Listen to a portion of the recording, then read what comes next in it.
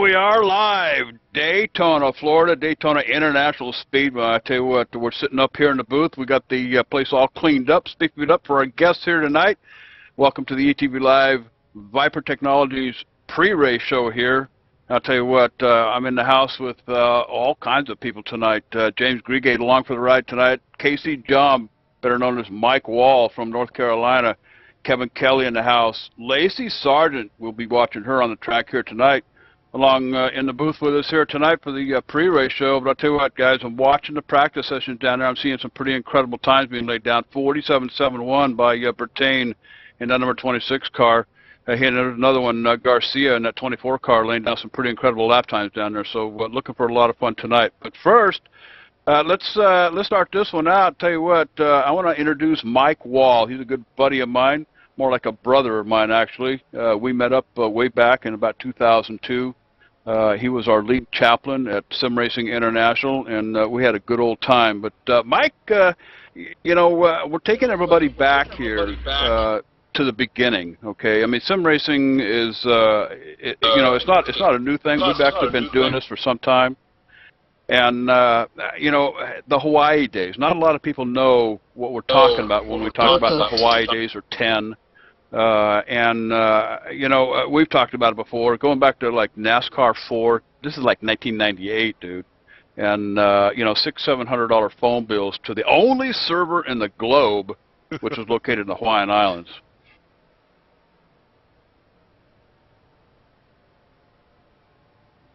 All right, looks like we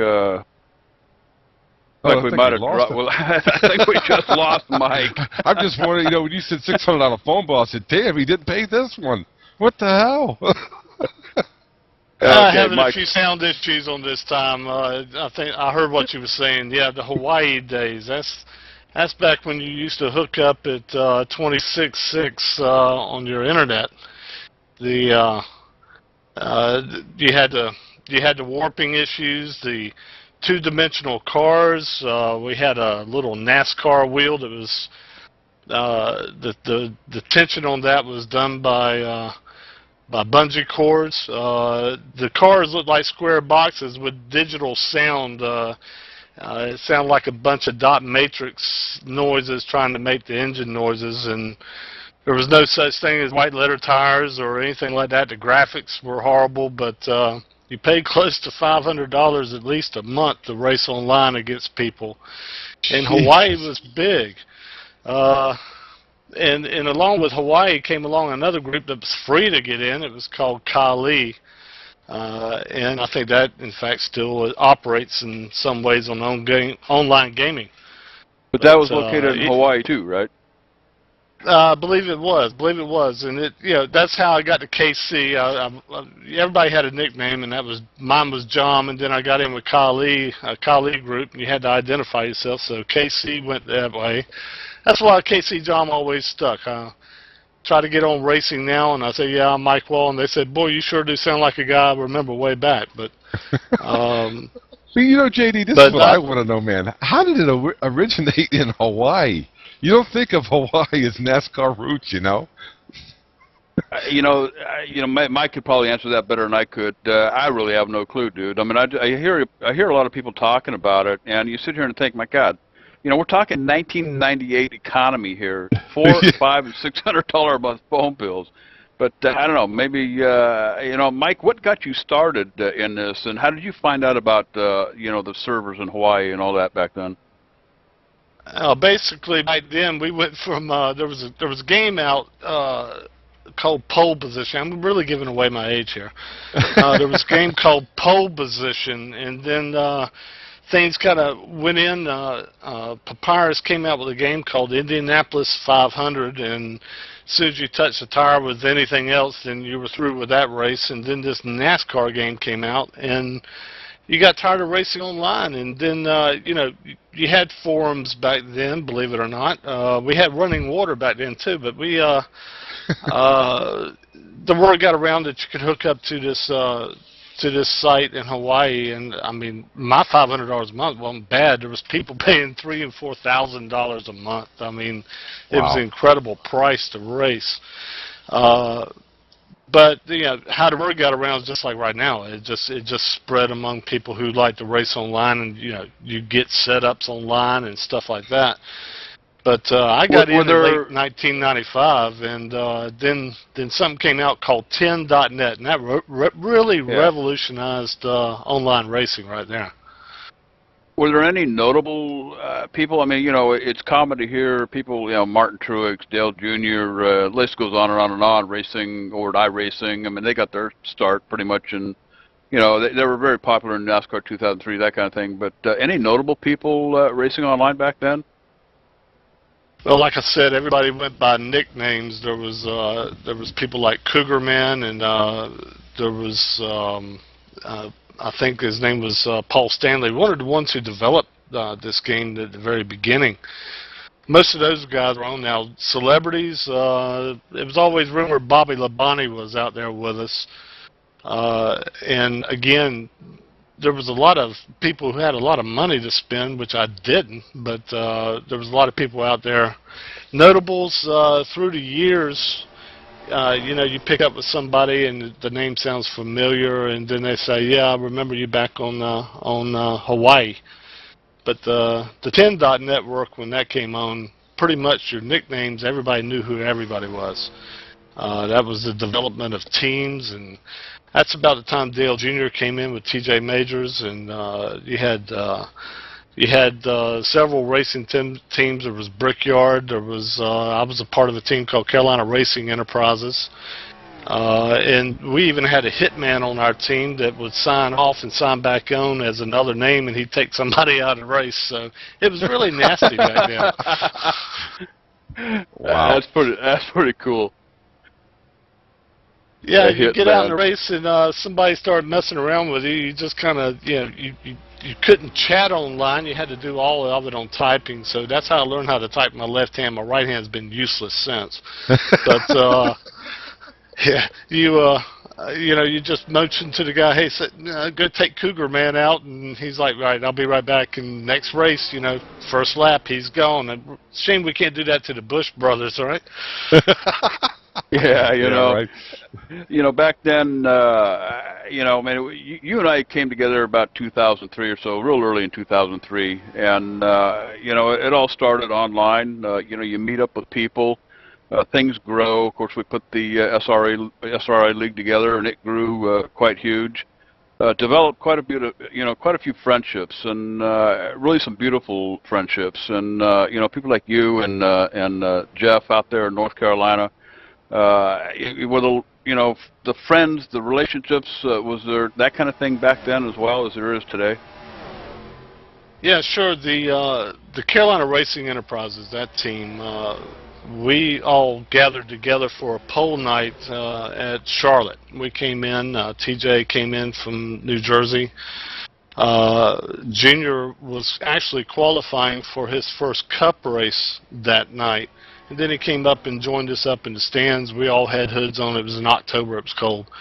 And no one really knew who everybody was. And we sat out in the parking lot and probably talked till daylight after that. And that was the first time that I've ever known anybody really from that wide a spread of area come together to meet. I mean, we were trading off tips. There was a steering wheel. I'm not going to name the names. There was a steering wheel combo with the gas pedals that the gas pedal springs broke constantly. So we had to learn how to be mechanics while we were racing. And one of the tips we used to do, we used to get out a Nerf ball and put it under the gas pedal. So when the spring broke, it would just push the Nerf ball. That's something to get back. Wow. But I'm running a bit on the time here, but the second reunion, of course, as you know, was SRI. That was an incredible reunion. We had like 15, 16 guys show up for that, and those friendships have passed along. So it's been great through the years. Absolutely. I tell you what, man, I wish we could go on and on and on, talk about the old days, and I'm sure everybody's got a story to share. But right now, I'll tell you what, we're going to cut away and go to commercial. When we come back, I'll tell you what, everybody's all up in arms about Danica Patrick this weekend, first time out in the, I guess, the NASCAR Cup races here tonight, or tomorrow. But I'll tell you what, when we come back, we're going to talk to Lacey Sargent. She'll be on the track here tonight with the HD Radio Network 500. So stay tuned. We'll be right back.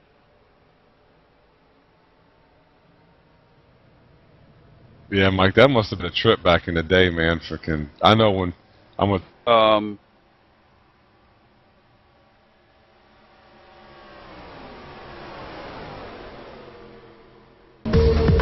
you know where your world is?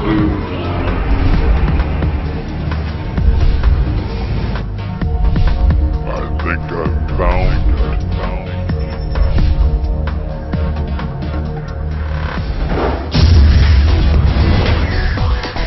Yeah, I think that was Kelly Hawkins.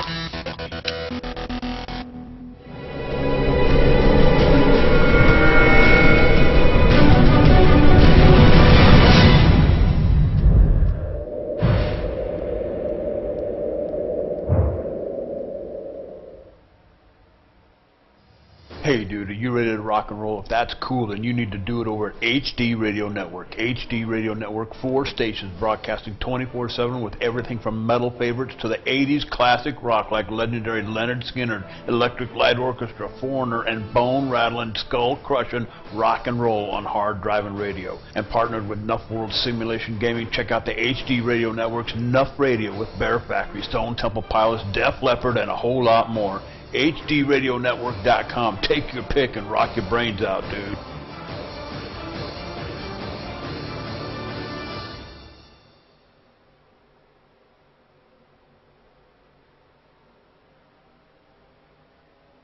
All right, then I'll tell you what, welcome back. We're up here in the booth, ETV Live. We're getting ready for the HD Radio Network 500 here at Daytona International Speedway. And I'll tell you what, we've got some guests up here in the booth. And just had a nice talk with Mike Wall, who used to do the online racing back in the what they call the Hawaii days. But I'll tell you what, you know, something you guys probably didn't know, in 1946, this is 3 years before Bill France actually started NASCAR, you know, he was a promoter, all right, promoting local racing, you know, around the area down there in the South. Usually pretty much down there, Greenville, Pickens, Speedway, you know, South Carolina area. And he needed something to draw the crowd, to draw the people to the track, make some money. And he thought, you know what, how about putting a female behind the wheel of a race car? And he did. Her name was Louise Smith. And, you know, nobody's ever heard of her before. I mean, who is this? And, you know, he puts her in a car and says, you know what, get out there, run the laps, and, you know, see what you can do. Of course, they made a big deal about it. And the race finishes, guys, and she gets 3rd place. So it's like, wow. you know, and it pretty much started from then. I mean, there's been quite a few women involved in racing and auto sports. And it's not just stock car, but racing all over the place. But I'll tell you what, you know, we're lucky to have a driver with us tonight who's actually going to be driving one of the cars you'll see on the broadcast tonight. Her name is Lacey Sargent. And Lacey, welcome to the booth tonight. First question out of my mind has got to be, what are you doing here? Well, JD, I started watching Nuff because my husband started racing, so my husband's also in the league, and I just wanted to try it out for myself. Are you having a good time? I am having a blast. You know, it's always been a men's sport. I mean, that's, of course, what everybody plays it up to be, but a lot of women have been getting involved in the racing arena, the racing sport. What are you going through when you're out there with a whole bunch of guys out there? Are there any expectations, anything you're looking for? Well, actually, no. I'm just out there trying to run my lines and try to, you know, hang in there with the big guys and try to be inspired by all of them. JD, I can attest, man. Now, I've raced numerous times with Lacey.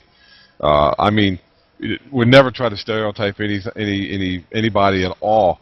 I tell you what, she doesn't drive like no girl. I can tell you that right now. She drives just as hard as we do, and she knows when to give a position up, when to go get a position. And she actually won the Save of the Year this year in the Nuff League. So that'll tell you the girl can drive. There you go. I'll tell you what, are you looking forward to tonight's racing here at Daytona, Lacey? I am. I'm driving a very special car, so I'm looking forward. I want to get it up front. Absolutely. And tell us who your sponsor is and what's your car number tonight. My sponsor is actually Barbie, and my car is a Dodge number 22, guys. Number 22 Dodge with Barbie. All right. I tell you what, guys, you better look out and look out for that Barbie car coming around. But Lacey, thanks for joining us up here in the booth. And I know you probably got to cut away and get down there and probably get some practice laps in before we start going green flag. But any last thoughts? Any strategies you got hooked up? You got any buddies out there that you plan on hooking up with in a draft? Of course I do. I have all of my teammates at BBS and my automotive photos. They are awesome drivers, and I'm just out there to hook up with them, and let's go to the front, boys. Let's go to the front, boys. I'll tell you what, good luck down there on the track, and we'll let you go ahead and go and get back with your team and your crew chief down there, and we'll see you here in about 45 minutes or so on the green flag. Well, thank you so much, JD. Thanks, guys. No problem, Lacey. I tell you what, guys, when I started digging around in some history, looking for, women who've been involved in racing, of course, you come up with the Janet Guthries, Shirley Muldowney in the drag racing arena, Sarah Fisher, some of the F1 stuff in Indianapolis, and it's pretty amazing. But I'll tell you what, it all started years ago, and Mike, you and I were talking about a gal here. I think her name was Flack. Actually, it was Flock. Flock, Tim yeah. and Lonnie Flock had a sister who raced back in the 50s, dirt tracking. Wow, that's taking it back. Yeah, it is. Go ahead. Well, I think Tim Flock was always known for doing something outrageous. I mean, didn't it one time he drove around the track with a monkey actually in his car? Yeah, yeah, absolutely. he was crazy. So the fact that his wife or his sister or somebody, that does not surprise me at all with Tim Flock. All right. I'll tell you what, we're going to go ahead and take another commercial break right here. And unfortunately, the guest that we had invited could not make it here tonight, but I'll tell you what, we'll have a pretty good old discussion about the topic. The young guns versus the old guys. I mean, what happens to the Bill Elliott's and the Mark Martins and, of course, the J.D. Webbs? Of course, I got a job up here in the booth like, what's his name, Waltrip did. But I'll tell you what, we'll talk more about that when we do come back. You're watching live, ETV Live. It's the only choice, Cowboys. So don't wander off. We'll be right back.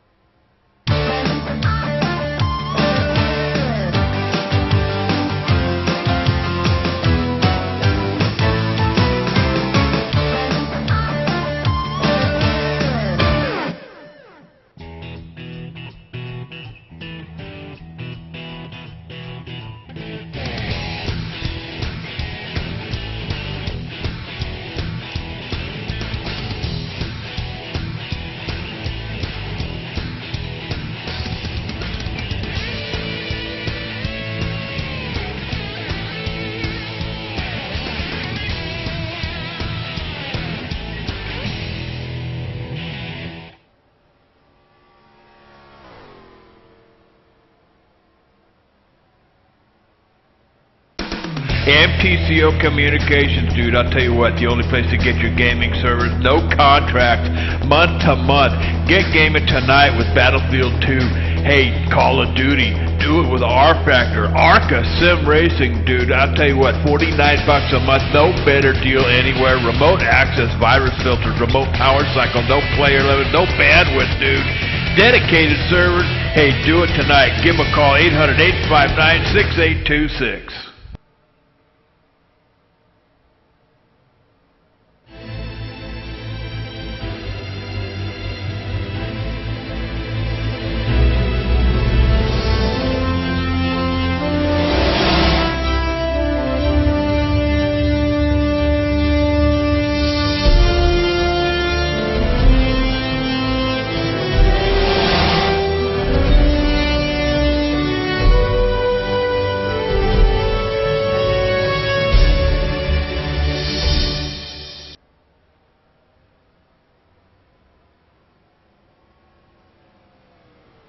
All right, and we are back live here, ETV Live, up in the booth with some guests up here. We've been talking about the old days, going all the way back to Hawaii. Got Mike Wall in the house with us here tonight, and talking about the Hawaii days, 10 days, and you know, the way it was back then, the two-dimensional looking cars on a little tiny screen, and having to pay, you know, $500, $600, $700 a month phone bills in order to jump online and do the kind of sim racing that we're doing today. Hard to imagine what things might have looked like on the computer screen back then.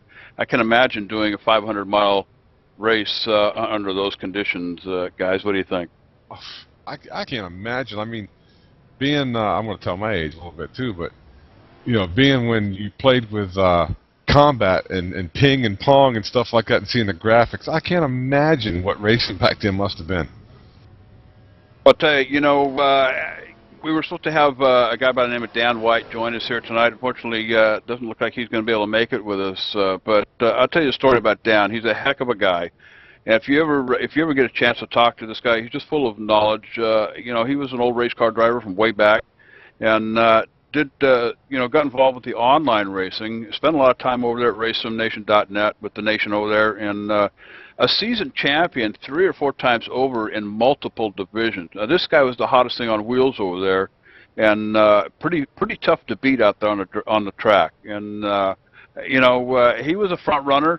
He'd make the mad dash to the front. But I'll tell you, you know, he took a season off and was crew chiefing for another driver there, and helped him out to understand the racing and you know, coaching him on turn entries, turn exit, that kind of thing to help better himself. And then comes back after that season, and he can't keep up. And I talked to him one night for a little bit, and it's like, you know, everything had progressed so much during the time that he was off. These young guys coming up have found ways to make their cars faster, they're more competitive, and now Dan finds himself running mid-pack to the back, and that's like new territory for him. Have you guys ever faced that or anticipating that? I can tell you from my own experience, I kind of stepped away from racing, you know, not quite as long, but maybe for about a month.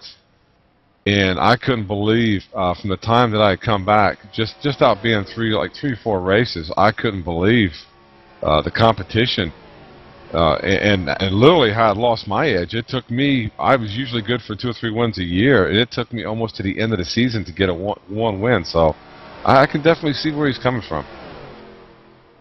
You know, Mike, I know you and I raced together for quite a bit. Of course, we had the league back in 2003, ran it for a number of years. I've, not that I've outgrown it, but, you know, life changes, medical things happen to you, and I know it's been quite a while since you've been behind the wheel of a car. How competitive do you think you would be today, you know, if you were to step back inside and take the wheel? Well, last year, tail end of the year, I decided to get out with a group and run, and it was fixed setup on top of that. And we were running around Texas, and after about 20 laps, I just pulled it in the pits, and they were all saying, "Nah, stay in, stay in." And I was like, I don't even know what I'm doing here. My steering wheel and my gas pedals are underneath the desk, and hopefully my son will pick them up one day. I tell you how I cope with it. I quit.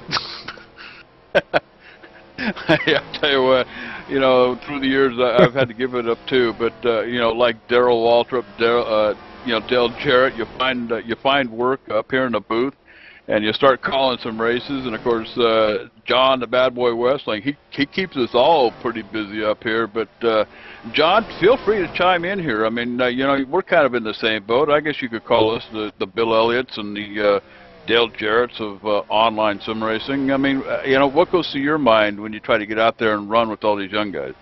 Well, I've kind of got a different story than what you guys got, JD, because, I mean, I just got to the point I got so bored because nobody could beat me, so I decided to start sim broadcasting. Now, that's the best excuse I've heard in a long time. But wait.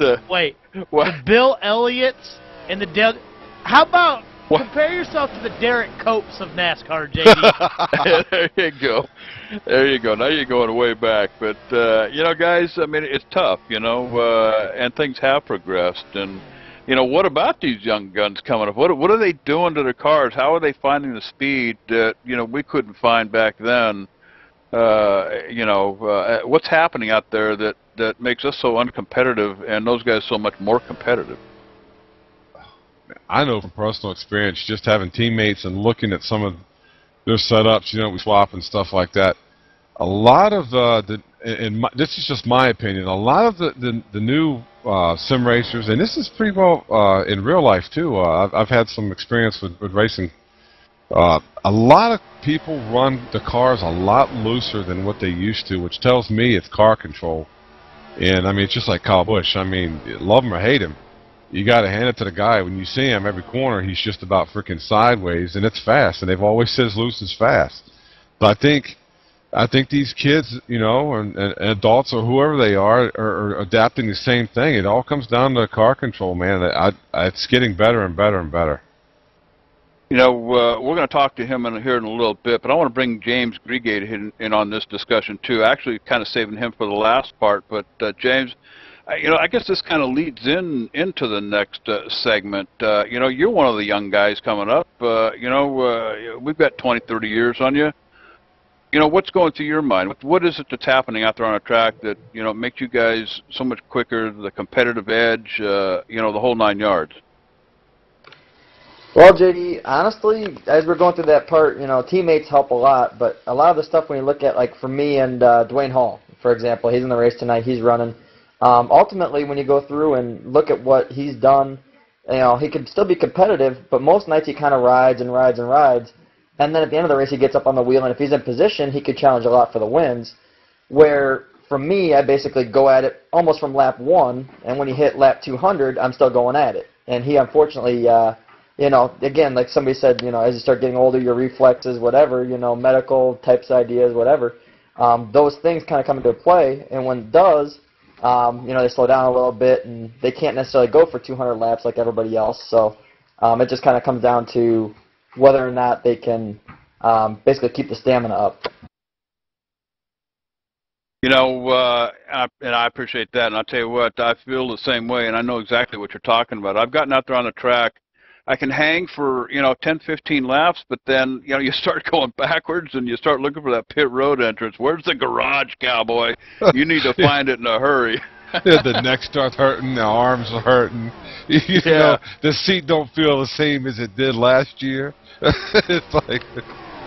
and don't get me wrong either, because there's no way at any of this that sim racing itself, I mean, it is by far still a very physical sport, I guess you could call it, for that side of it. A lot of us do it as a hobby, but in the end it is, you get to those, especially at the end of the races, your heart starts pounding, your arms start getting tired, and you get up after a race, especially at like a track like Salem or Bristol or Martinsville, any of those really tight, short tracks. You get up and you're just like, you're physically exhausted. I mean, it wears you out. So it does take physical stamina to go through and get, to be on top of your game all the time, not screw up, because you screw up once, you slap the wall, your race is over. So this sim is very, very realistic in that side of it. You hit the wall, you can't be competitive. And you see those guys like Ben Bando, Paul Conway that came through for a long time on the ARCA side of it. We just can go through and you can keep focused a little bit more, and that little bit of extra focus the entire time can produce a lot more wins, where, again, some of the older guys kind of ride, and then hopefully at the end, if they're close enough, you see that vigor pop back into them, and they can be just as hard as ever. Yeah, I hear you there. And I'll tell you, for my case, a lot of it having to do with medical. I've got arthritis in both my hands, so it's pretty hard for me to be consistent on the wheel. And, like you say, you got to be up on the wheel. You got to be pushing it every lap if you want to be competitive out there. I've seen that. Together with John and Jerry and the boys up here in the booth, we've broadcasted enough races that I know that there's no way that I could get out there and compete and be able to, to get in there with them. I mean, I'd be lucky to probably finish in the back of the lap on the lead lap sometimes, but, much less probably wind up going a few laps down. But, the difficulty is, how does somebody like me get back into it, and what do you got to do to get there, and is it worth it? I think Kelly was talking about it. The arms start hurting, the neck start hurting, the back gets out of whack. You're sitting in your chair for a couple hours at a time. Can us old guys keep that up, John? I can, JD, but I'm not old yet like you. Or I am the Phil's old too, I guess. So. Phil's old. JD, some of this is the evolution of racing. It's like James said. You get up front, you start running it wide open from the beginning. Check out racing. Even 20 years ago, you had the Labonte brothers who would sit there and ride in the pack, and at the end of it, they come to the forward. Nowadays, if they ride in the pack, they're going to the back. So, I think it's the evolution of racing itself as well. Yeah, the evolution of racing. I mean, talk about the evolution of racing. The first segment we're talking about the Hawaii days, NASCAR 4, the Indy 500 game, and so on and so forth. Then, look at where it has come from, and look at where it is today. Of course, iRacing being, the major player out there now, and the different games that have come and gone since then, and some of them that are still out there, still hanging tight. But not nearly as popular as the iRacing, venue. The market is out there for sure, but who is it that they're marketing to? I mean, is it the young guys out there? Is it the older guys? I mean, I don't know. It's difficult to say, but I don't know how many of us here, James. I don't know if you participate in the iRacing group or not, but Phil or I think Kelly already left us, but have you guys been involved in iRacing at all? Maybe I think Phil might be filling his plate back at the buffet table. Well, I can chime in, JD. Personally, I've never actually been on the iRacing side of it. I do, however, understand what kind of compels people to go and join it. And the biggest thing right now is they've got a lot of great names, a lot of the big name drivers out there doing it. It's a lot of fans who would like to be drivers who necessarily don't have the money or don't have the ability to be out there on the track, but yet this is a simple way to go through and, still it's not exactly cheap for the iRacing side, but still be able to be out there, have fun, and kind of feed that competitive edge without necessarily having to actually be in the car, in real life.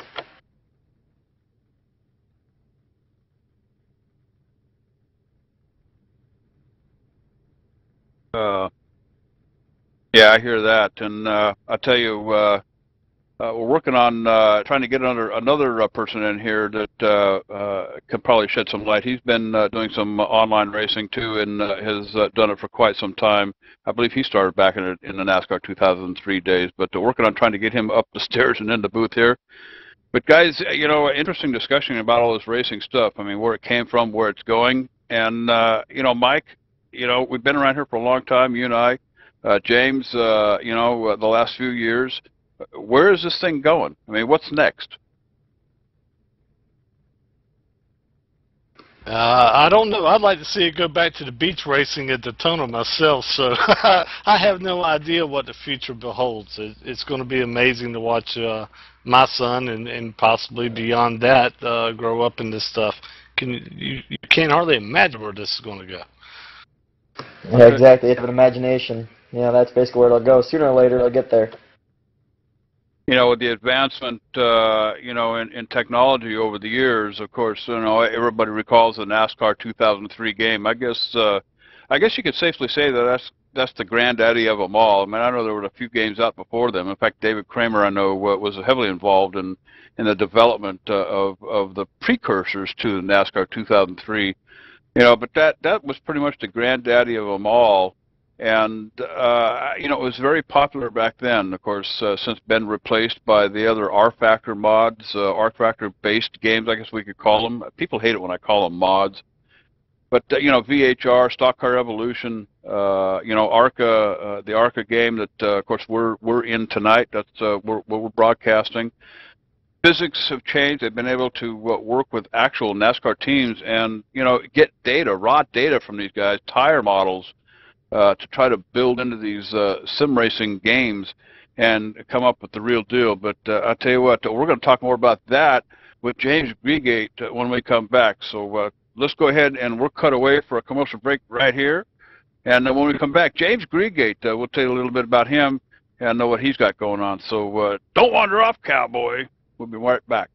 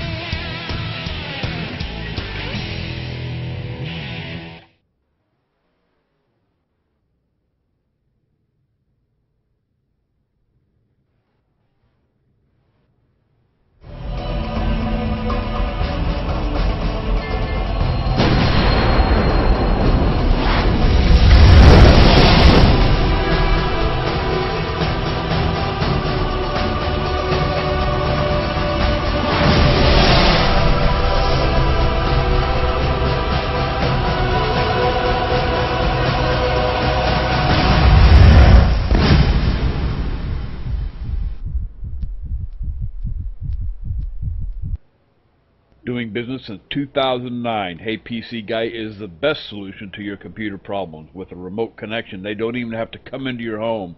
Their services include diagnostics, new PC setup, software installation, virus removal, home network setup, and a lot more.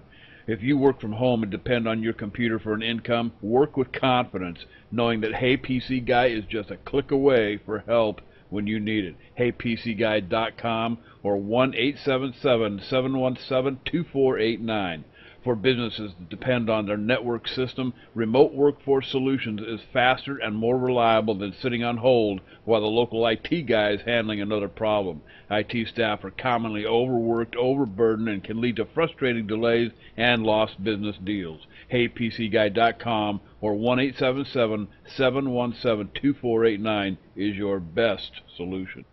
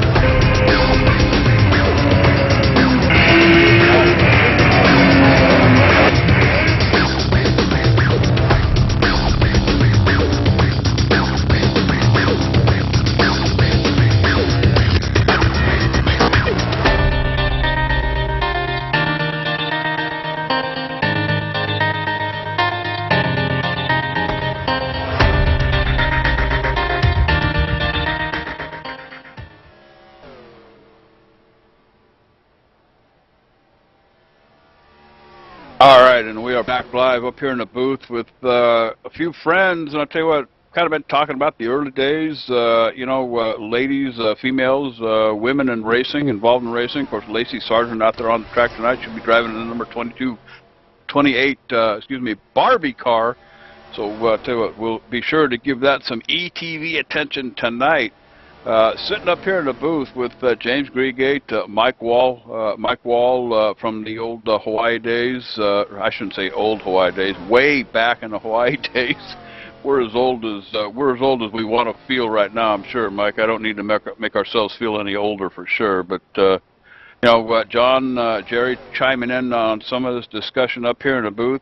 And I tell you, just kind of working away, chipping away at things. But James Greegate, now I'll tell you something. I became aware of James Greegate over at the Nation, over at RaceSimNation.net. And the avid sim racer, here comes this kid driving the number 7 car over there, and he's just kind of moving up through the field, moving up through the points, climbing that ladder, and works his way to the front, lickety-split.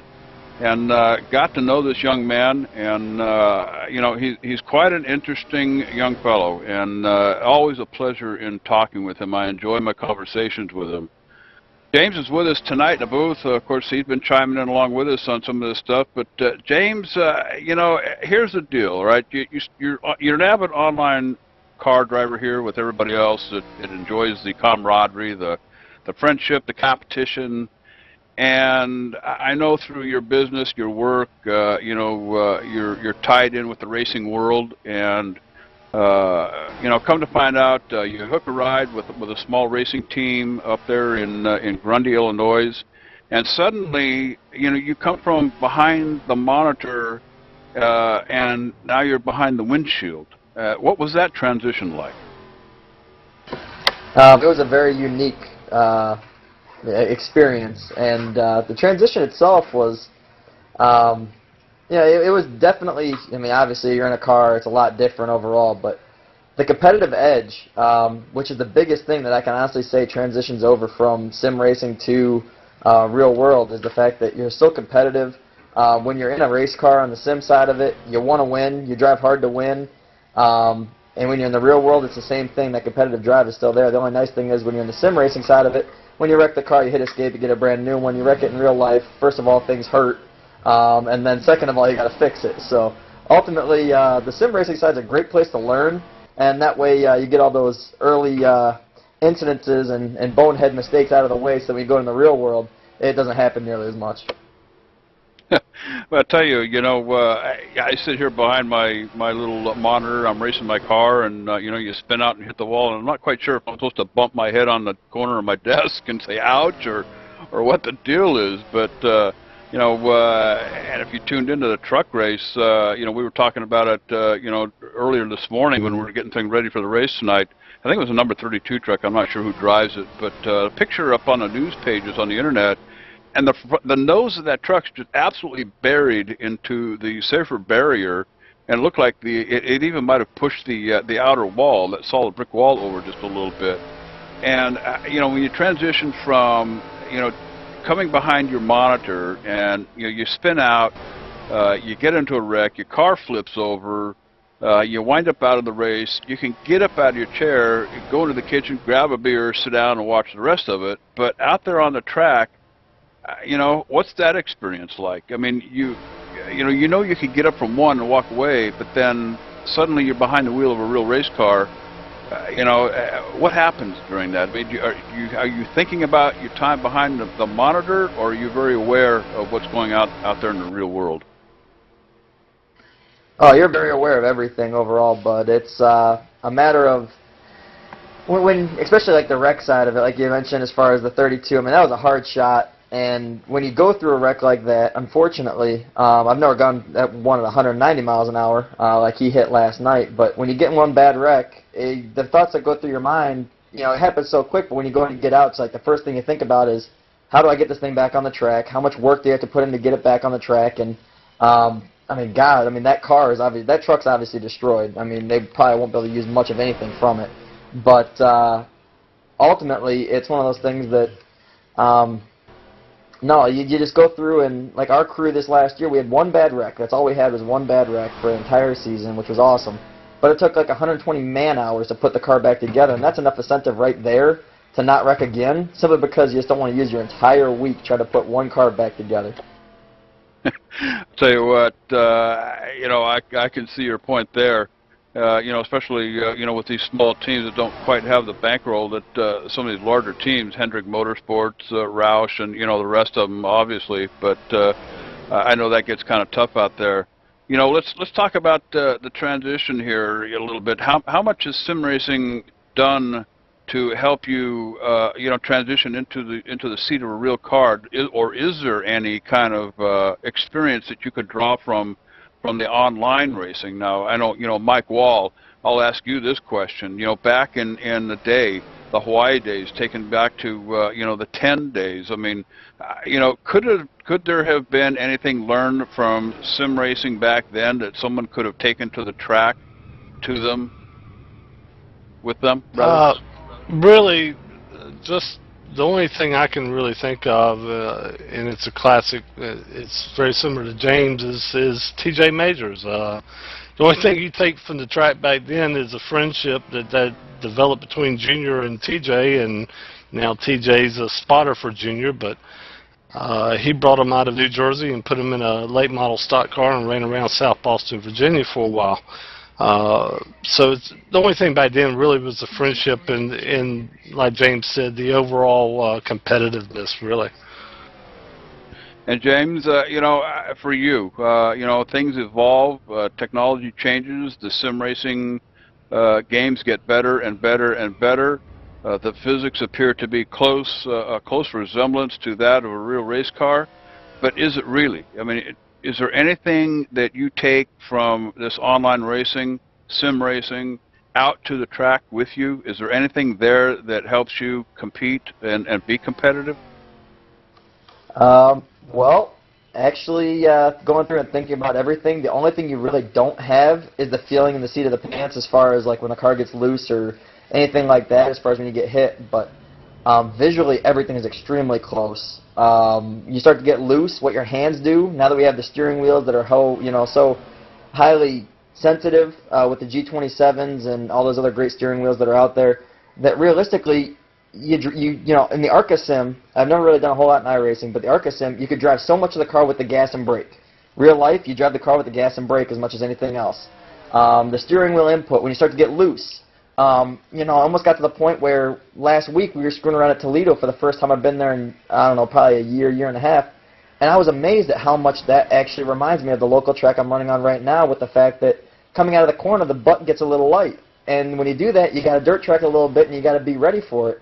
And it was just absolutely amazing to go through and think about how much of both my experience in the sim racing side of it prepared me for running at Grundy. And now, after running at Grundy, how much better I run on the sim racing side of it, just because they are so darn similar. So there is a degree of realism in these sim racing games, in these sim racing mods. I guess we could call them simulation or simulators. You know, there is something that you can actually take from this out to the real world with you. Definitely, and honestly, there's a couple drivers that I race with that were impressed enough with how we did this year that have actually decided to go out and buy a G27, and they're looking at upgrading their PCs and whatnot to bring into the sim racing community side of it, simply because they think it's a great training tool. They came over, they screwed around on mine, had a little fun, realized how actually realistic it was, and once you get that feel for visually, once the car starts getting loose, you know, on the sim racing side of it, you know what to do, and the rest of it's very, very similar. So honestly, it does transition over a lot, much more than it used to back from NASCAR 99 and the Indy 500 days. You know, those were basically games. This is definitely a simulation. Absolutely, and I'll tell you what, you know, even my, I guess, brief time, you know, last 6, 7, 8, 9 years maybe, you know, since the 2002, 2003 days, you know, things have progressed just that much more. And I've noticed a difference, you know, from simulation game to simulation game, I guess you'd call it. And guys, I think we're going to run out of time here shortly, so I tell you, I'm watching these guys out here on the track. The number 2 car of Sargent out there turning laps. He's turning some pretty fast times out there, 47.304s. Watching these guys practice and getting prepared for the race tonight. And I tell you what, we're going green at about 8:05 tonight. Tracy Flip Robinson in the house with us tonight, and there'll be a lot more coming your way. So right now, I want to thank James Greegate and Kelly and Phil and the whole gang. Of course, Lacey Sargent for joining us earlier. She's back out there getting her practice laps in, getting ready for this event here tonight on ETV Live. And just want to thank all you guys for being here. And James, I'll tell you what, my friend, give yourself a plug up there at Grundy Speedway. And I believe you're starting, I believe season opens April 27th up there on Friday nights. Is that right? You are correct, sir. April 27th is opening night at Grundy County Speedway. We're back there in our number 7 late model. Anybody who's out there in the Chicagoland area, feel free to come on out. And you know, everybody else listening out there around the world, feel free to follow us on our Facebook page, the James Greegate Fan Club. Go through there. My brother posts videos up every single week and of qualifying, racing, all of it. And then he also goes through and we update our website at jamesgreegateracing.com. Outstanding. I'll tell you what, always love plugging your activities up there at Grundy Speedway. So if you're up there in that area, absolutely get on up there and watch this young man. He's something else out there on the track. And I'll tell you, they've got some videos up over on his website, jamesgreegateracing.com. I'll tell you, the kid is phenomenal. So with that, we're going to go ahead and step away. We're going to take a commercial break. When we come back, tighten those belts up and get ready to roll, because we're going to go racing here just shortly. You're watching live, ETV Live, the HD Radio Network, Daytona 500. Don't wander off, cowboy. We'll be right back.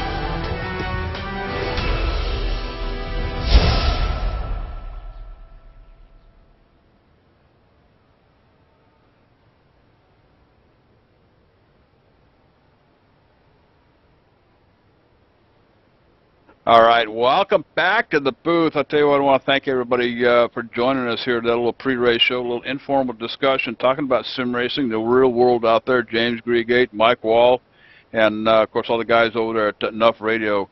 You know, Phil and Kevin and the guys, Steve Mahana, all those guys. They had to leave early. They're going to be out there on the track, but I'll tell you what, up in the booth here tonight, Tracy Flip Robinson sitting over here beside us. Of course, John, the bad boy Wesley, he's going to be doing that awesome camera work for you back there in the back. Jerry, the corn dog Wolf, he's alongside pulling on the remotes. And I'll tell you what, boys, 500 miles here tonight, Tracy. Yeah, I tell you what, should be a blast out there, JD. Most I've ever seen as far as a long lap race. We haven't done one of these on ARCA, at least, to be in 200 laps. We have done it with a R-Factor there, JD. Yeah, you got that right. And I'll tell you what, another big announcement coming out of Viper Technologies. Greg Smith in the house with us tonight. He'll be along for the ride here just shortly. But Viper Technologies handing out 2 of those Viper 600 SR gaming seats tonight. So I'll tell you what, we will get started with that as the race gets rolling here after a while. But I'll tell you, if you haven't seen those things yet, you need to check them out. ViperSR.com. And you'll see what I'm talking about. But they're giving 2 of those chairs away tonight. And along with that, $50 gift cards. There'll be 4 of those, over $200 worth of gift cards being given out tonight. So, you know, keep looking for that. The trivia questions coming your way here on ETV Live. And I tell you guys, you know, a lot of talk about those Viper 600 chairs. And, Jerry, I don't know. Do you think you and I could fit into one of those things? Yeah, I know I can, JD. I'm not sure. I think Jerry stopped by the rib bar back there to grab some ribs. Are we fitting in it together or separate? Because it's getting a little weird now. No, I don't think they come with bench seats. I know I could fit in one, JD, because I'm under the weight limit. I don't know about you, though. All right. And something else happening here tonight, guys.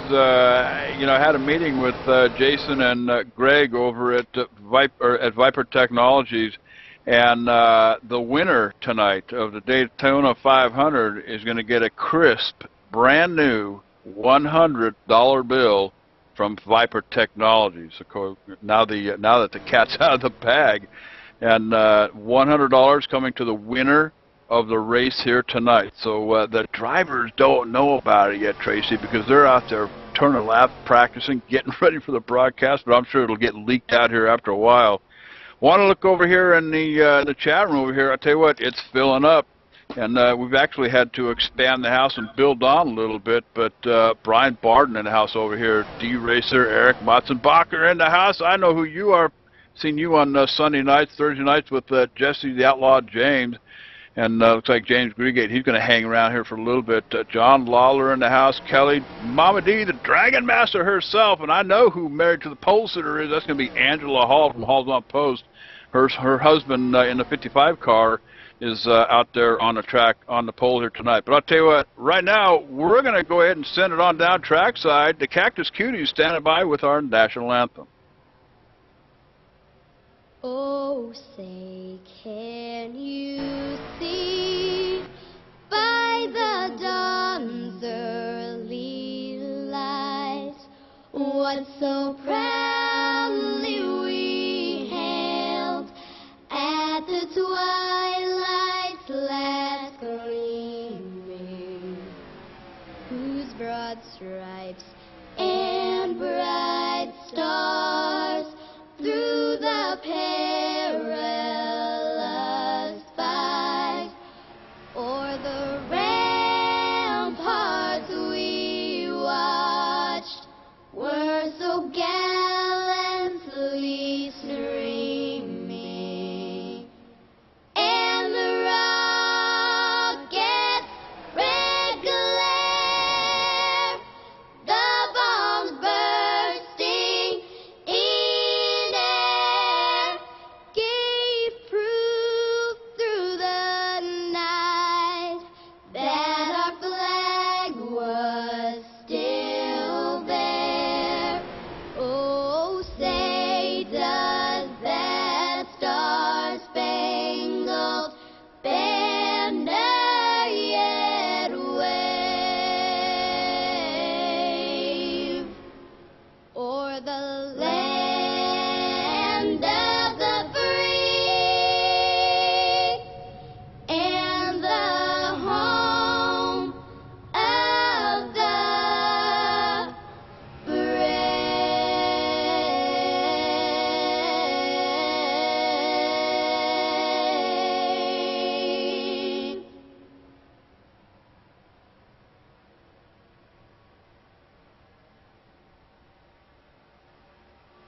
All right. Cactus Cuties, you know, no better sound coming out of those young voices down there with the Cactus Cuties. And I'll tell you, those young ladies, ages 16 to 11, just beautiful sounding. It's one of the best versions of the national anthem that I have ever heard, guys. And I'll tell you what, you can see the starting lineup scrolling past the screen there, guys. And I'll tell you what, some noteworthy people out there. Dwayne Hall is qualifying out there on the pole here at Daytona. And, of course, qualifying was held a few days back. They had their duels qualifying runs, so the field was already set coming into the practice session today. And I'll tell you what, we've got looks like 43 of some of the best drivers out here for the Daytona 500, and it's 200 laps here tonight, Tracy. So this could be a long night for some of us. Oh yeah, but I tell you what, it's going to be a fun, exciting race, JD. These guys are going to get ready, and I tell you, we got lots of cars out there. It's going to be interesting to see who's got patience here early on. Yeah, patience. Tell you what, you know, 500 miles, 200 laps, 2.5-mile racetrack. And, of course, this track, thanks to Dwayne Hall, is a very, very raceable track. You'll see action on the top line as well as the bottom. I'm sure we'll be watching some three-wide stuff here tonight at Daytona. But patience is going to be the name of the game here. And, you know, looking forward to green flag pit stops, probably coming in about the 38 to 40 lap mark from what I understand. And we'll be talking to some drivers you know, during cautions, should a caution come out. But, of course, it's not, Tracy, when the caution comes out, or if the caution comes out, it's usually when it comes out. And, you know, at 200 miles an hour or 190 miles an hour here at Daytona, you know, the big one, it could have the potential to take out a number of cars. Yeah, and that's what the big issue is, JD. It's not when and where, it's how many people get tangled up and pulled in with it. That's usually the biggest thing. You can, with this big of a group, you can lose 20 cars in one crash, JD. You bet. And I'll tell you what, I want to say hello to Christian out there. He's driving in the number 21 car. Now, Christian is coming all the way from Costa Rica, folks, to participate in tonight's race. So I think he had to travel the farthest, and it was probably by boat and plane, I would imagine.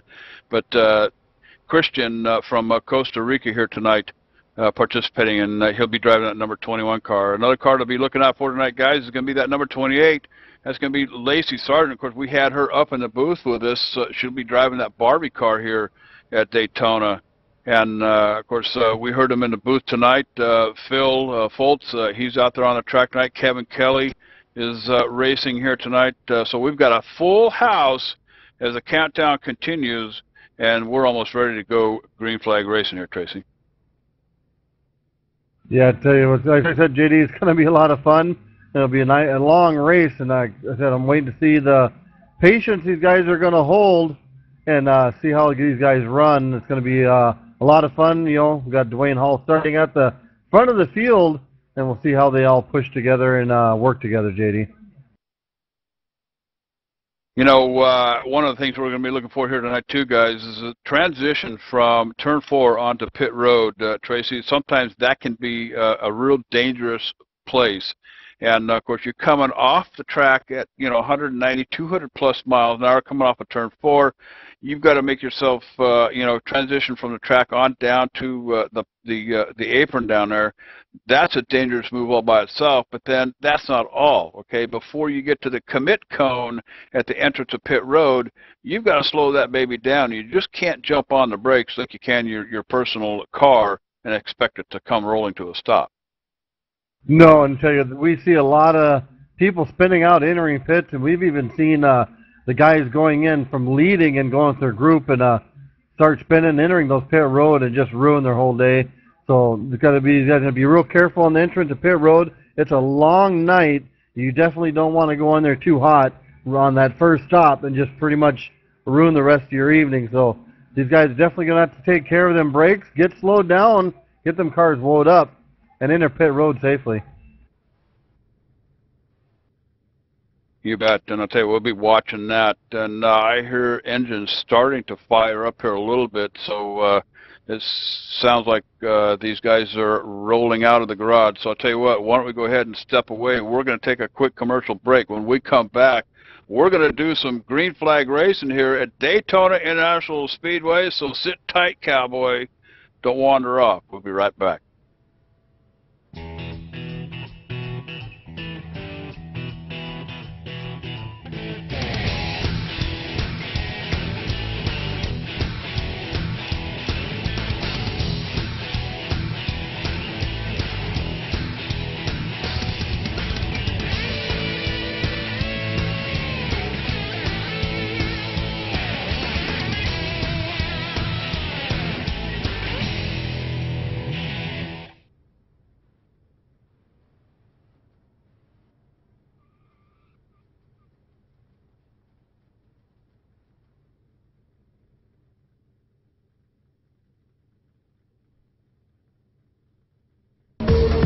Do you know where your world is?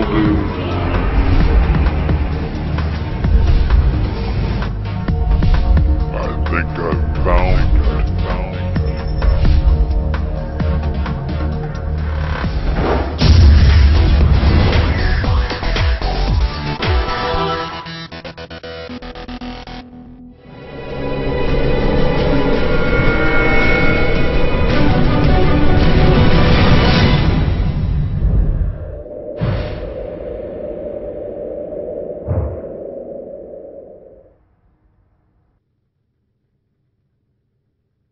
I don't know.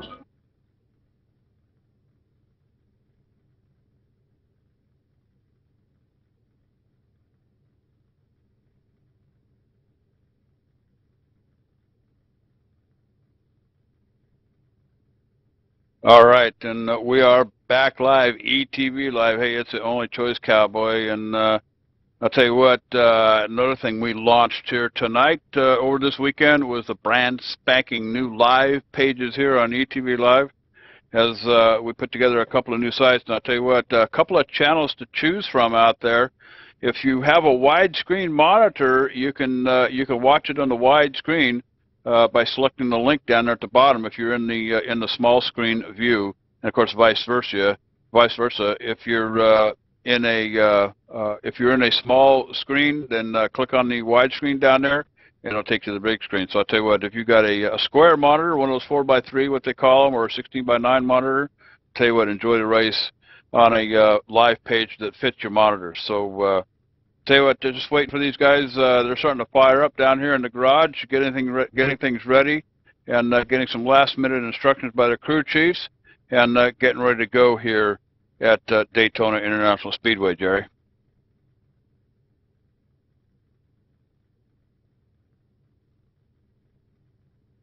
I'm going to tell you what, JD, I think we're going to see one heck of a race tonight here at Daytona.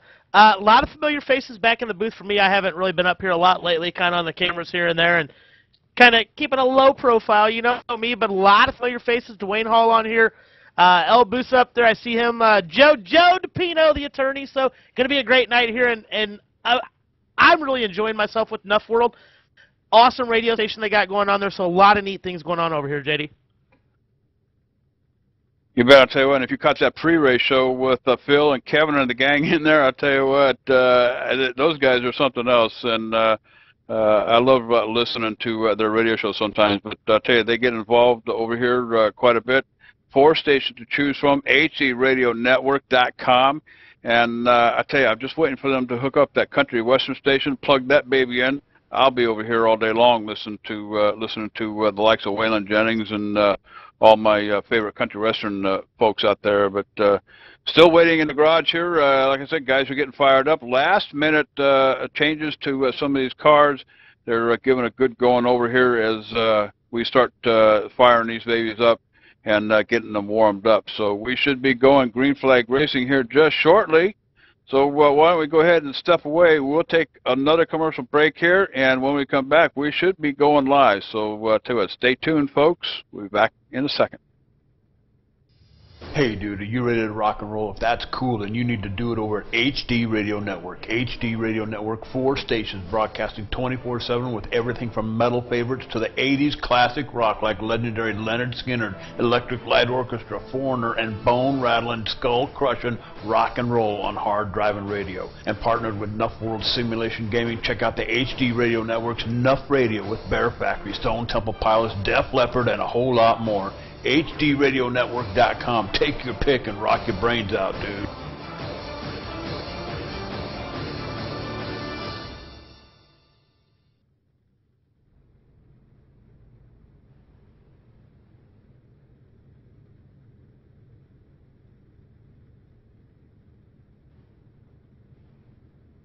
All right, that was a quick one. I'll tell you what, they are gridded up out there on the track.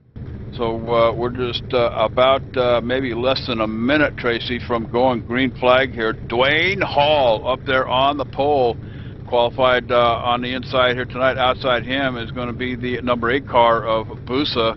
Busa is running in that Menards car tonight. So I'll tell you what, Dwayne Hall is going to pick up the green flag when we get things rolling. But a full house here tonight. We've got 43 of them in the cars on the track and ready to roll. So Tracy, we're just about ready to get things rolling here. Like you said, JD, it's going to be an exciting race. Get these cars out there rolling and get that draft working out there. I know this track is fun and exciting and really good track to race on as they got the new pavement on there. Really smooth for these guys, so they should be able to get right up there and give each other a good push around the track.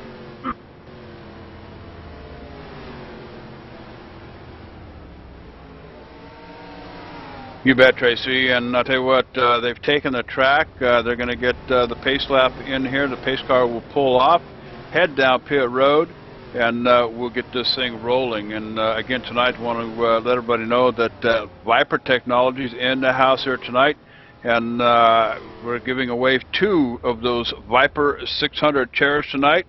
And out of the box, as soon as we take the green flag, Greg will put the link up there. You need to pick the leader at the halfway point at 100 laps, and you're going to go home or have a chance to go home with one of those Viper 600 gaming seats. So I'll tell you what, the first one coming out of the box here, as soon as the green flag flies, you'll have a shot at one of those gaming chairs from Viper Technologies. You can get over to vipersr.com and take a look at it. And that's what we're giving away tonight. So also at sometime around lap 40, we're going to open up the trivia questions. Have some fun with that. $50 gift cards on the table from Viper Technologies for tonight. And of course, the big announcement: a fresh, crisp $100 bill to the winner of the race here at Daytona. So I'll tell you what, lots of activity starting to happen here at Daytona International Speedway. This is the HD Radio Network, Daytona 500, 200 laps, and they are sucking down the belts, checking out the everything inside the car, getting ready to roll here. Pacer has come down, he's heading down the straightaway here, and he's turning into pit road, and we're about ready to get this thing underway here. Dwayne Hall is going to lead him down to the start-finish line. The green flag is out. He's got it in hand, and we are racing at Daytona. Yes, we are, JD. 2x2, 18 rows back. Going to be a lot of slicing and dicing here for a little while. Hopefully we can get up to speed, get going. Clean and green, couple laps, get everybody settled out, get a little bumper to tail there. They'll get going. Hopefully we can keep this clean for a little while. See a great race coming out of here. Lap 1, anything goes, JD. All right, and caution coming out on the track, guys, as we try to cycle around here and pick it up already before we even take the first lap, and see if we can't roll it around here and pick it up. But the first caution coming out here, guys, and it looks like it might be, I'm wondering if it's not the 26 car Bertain back here, about 40th position, guys. Looks like he's quite a ways off. Okay, I'm hearing it's Frankie Samanto, guys. John, have we got more? It looks like Frankie Samanto starting way back here in Never Land, 43rd spot, guys. It looks like he's going to come into the corner. Actually, I see a car warping up in front of him here, but I believe you're going to come into the corner here, and somebody's going to give him a little love tap and send him around here. We're coming up on turn 1, and it's just on the backstretch, guys, right before you enter turn 3. Frankie's going to spin through the infield, through the grass, going to come back up the track, and I don't think he's going to make any more contact. So one good thing is he's not going to take a whole lot of damage, guys. I'll tell you what, though, John, you know who that was behind him, gave him a little love tap? Number 33 of Jerry Hinkle, guys. Jerry Hinkle.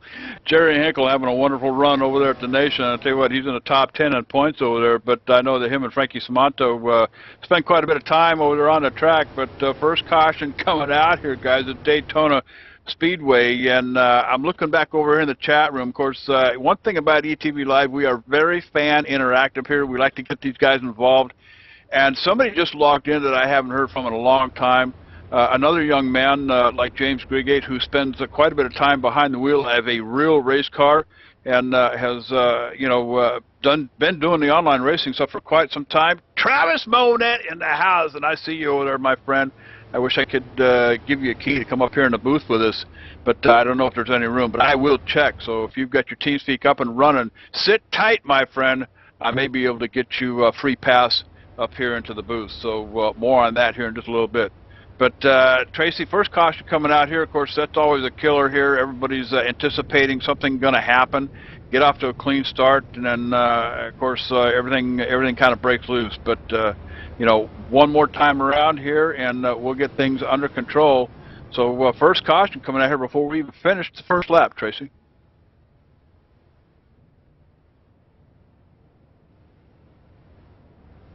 All right, I guess Tracy's apparently Tracy's downstairs working on the generator down there, I guess, guys. Hey, that's always the case here at ETV Live, baling wire and gray tape, but hey, we make it work somehow. But I tell you, this is the way it's going to go tonight, guys. You're going to see these cars come around. The pace car is going to leave the track. You'll see the green flag fly, but we will not be going racing. They're actually going to line up. We have double file restarts here at HD Radio Network Daytona 500 tonight, just like the big boys do at NASCAR. So when the pace car pulls off, they will get into their appointed double file startup line and take one extra lap, and then we will be going green on a second lap. So that should be a lot of fun. Double file restarts here at Daytona. First one coming out here before we get to the start-finish line. Frankie Samanto bringing that one out. So I'll tell you what, why don't we go ahead and step away. We'll take a quick commercial break right here, right now. You're watching it live, ETV Live, the HD Radio Network, Daytona 500. Don't wander off, cowboy. We'll be right back.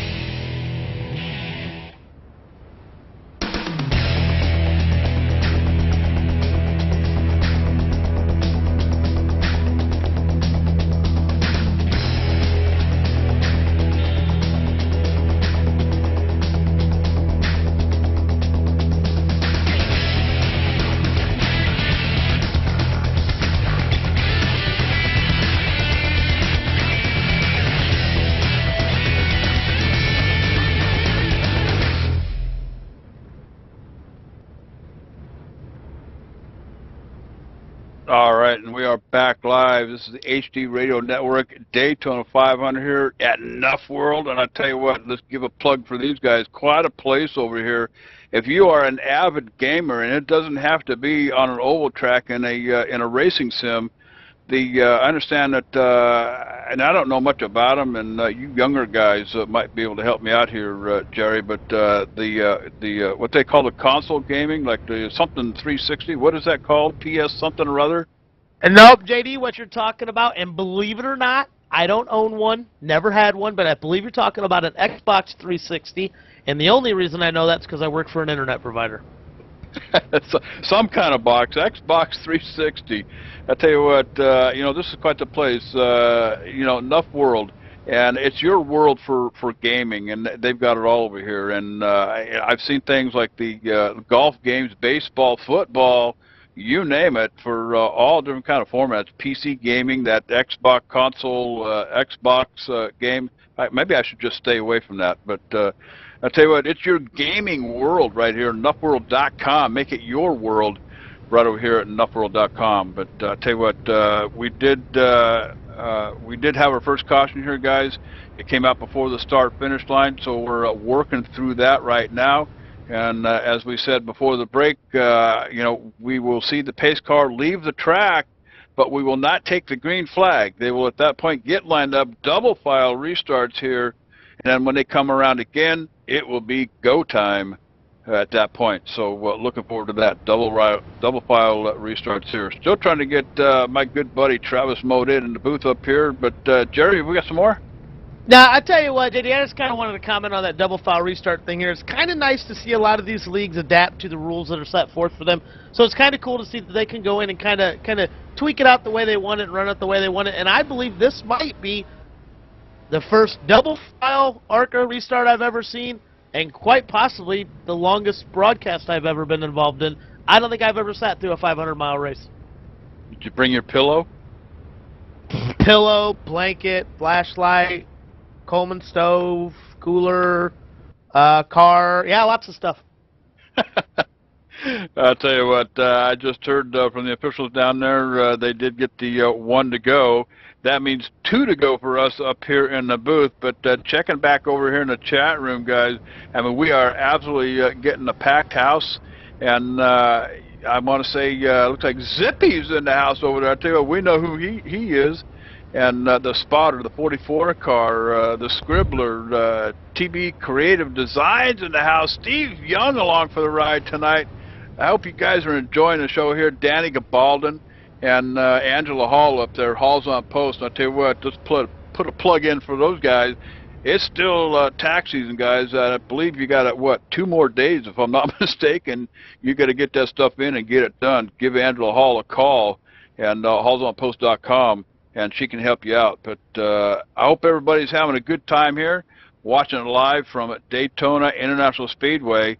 And we're coming to the what would be the green flag, but remember, double file restarts here tonight. So they're going to start lining up in double file. And Tracy, a little bit out of breath, coming back up the ladder. You got that generator running down there now? Yeah, anybody got any Band-Aids? The dang squirrels bit my finger. Maybe we should feed them more. I think we need something bigger than a few squirrels spinning a wheel to get some power up here, JD. All right, I'll tell you what, we've got, I just pulled them in here, and, we're going to get this thing going green here just a little bit. Well, in fact, we got about a half a lap or so. Why don't we go ahead and introduce them? This is a buddy of mine who I haven't seen in a long time, and used to do some racing with him over at a league called GTRL. I imagine they're still running, but Travis Monette in the booth. Welcome, my friend. It's been a long time. Oh, thanks for having me. I saw this running online here, and I had to jump in and see some of you guys. So what a neat thing you got going here. Is this your first experience with a broadcast from ETV Live?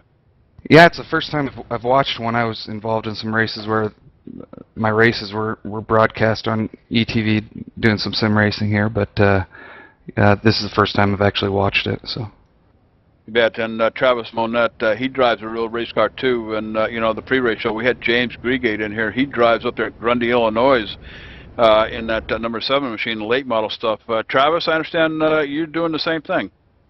Yeah, we run in the Rocky Mountain Challenge Series out west, and we're running a 11 race schedule this year. We haven't run a full race schedule since 2008, so we've got the car where we want it. And actually, I was in the shop today, and guys were plugging away at it, so it's getting closer. Have you got a race team or a website or anything we can check out? Yeah, it's monettemotorsports.com, and I just signed up with NuffWorld, and so hopefully get a run around with some of these guys and have some fun. It looks like a hoot.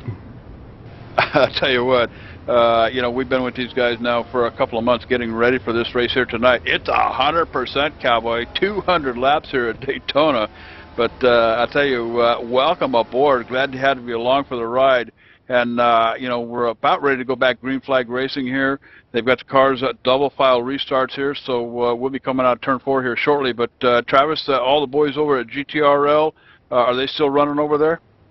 Yeah, actually, we ran last night, and Randy Soirain, I don't even know how to say his last name. He pushed me to the win over there last night, and to start off the year. And I'm just trying to get involved in some more racing and knock the dust off a little bit, so to speak. There you go. Hey, always good to see you again. And I know it's been a long time, but I've got your website here. I'm going to get it in and get it bookmarked and everything. We're about ready to go back green flag racing here at Daytona. Dwayne Hall going to pick it up this time. Pawlowski out there in the number 60 car. He's a little on the late start. I'll tell you what, must have missed a shift. Well, he got a big crash. Oh, Go ahead, JD, tell you Tracy. what, we had a lot of big checkups. We had about 3 cars down the apron bumping into each other. One was the 84 of Ball. He got tangled up in that and really had to check up. Boy, I tell you, lucky we didn't get a caution on that. As a matter of fact, the 84 is still trying to get up to speed, guys. All right, no caution, but we do have some damaged cars out there as the race does get underway. And like we said, double file restart, so that's always kind of a predicament sometimes for some of these guys.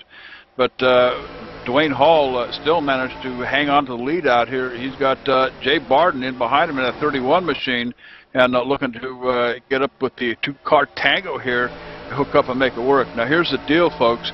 You know, Dwayne Hall has done a fantastic job in engineering these tracks to the point where the 2-car tango works pretty good out here. So watch them when they get hooked up and they start putting a distance on the cars behind them. But right now they've got Pawlowski along for the right in that 60 machine running in third. Right behind him is going to be Phil Folt. You heard him on Nuff Radio here today. He's driving that number 71 machine for ViperSR.com.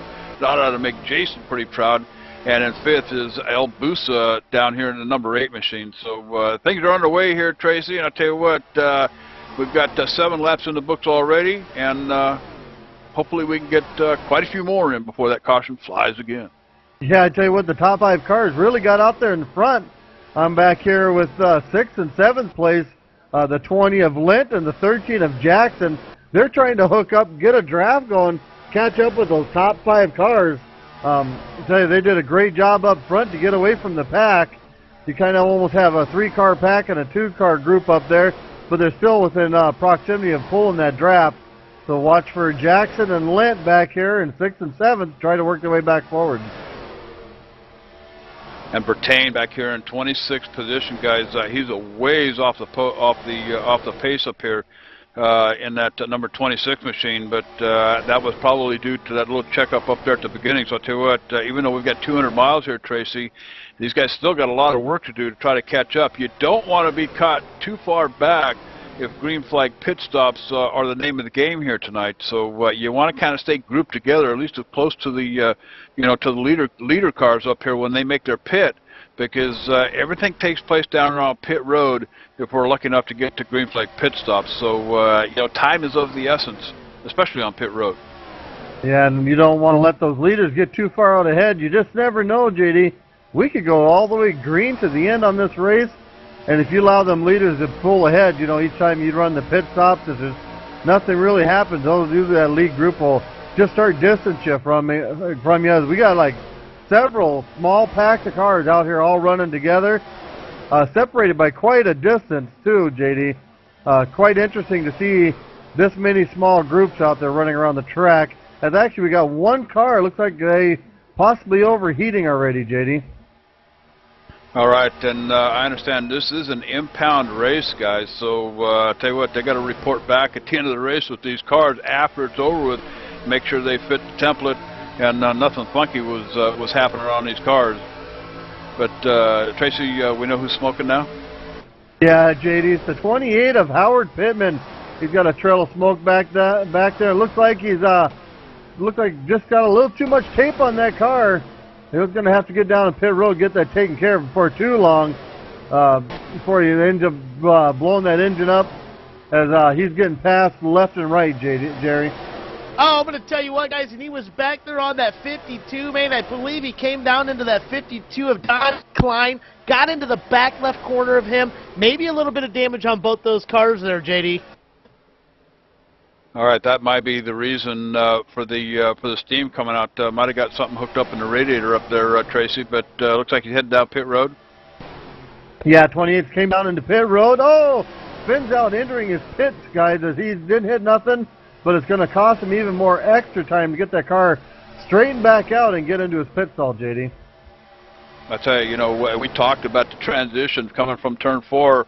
You got to make it down on the apron. Of course, the track is already heated up. It's sticky with tire rubber and everything else. You get down on that clean apron down there. It's like driving on a different racing surface.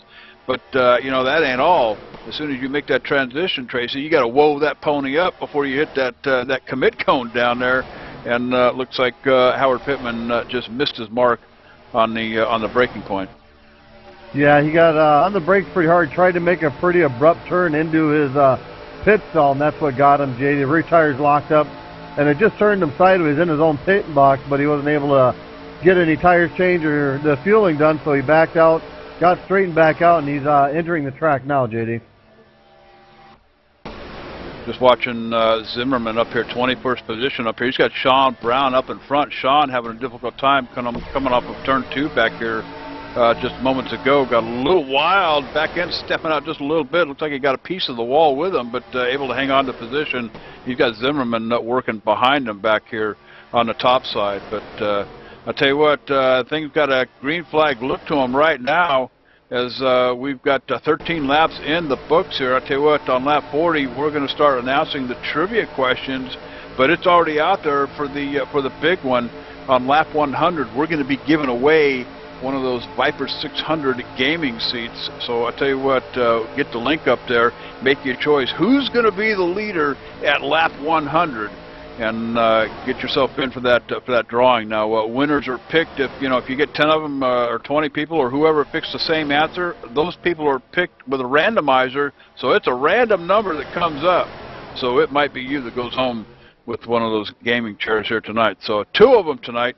First one coming up here on lap 100. But Tracy, yeah, it looks like they've got the jitters pretty much settled down out here, as we get to some pretty clean racing here. And I know we've got some damaged cars out there off the pace. Frankie Samato back here in 29th position, guys.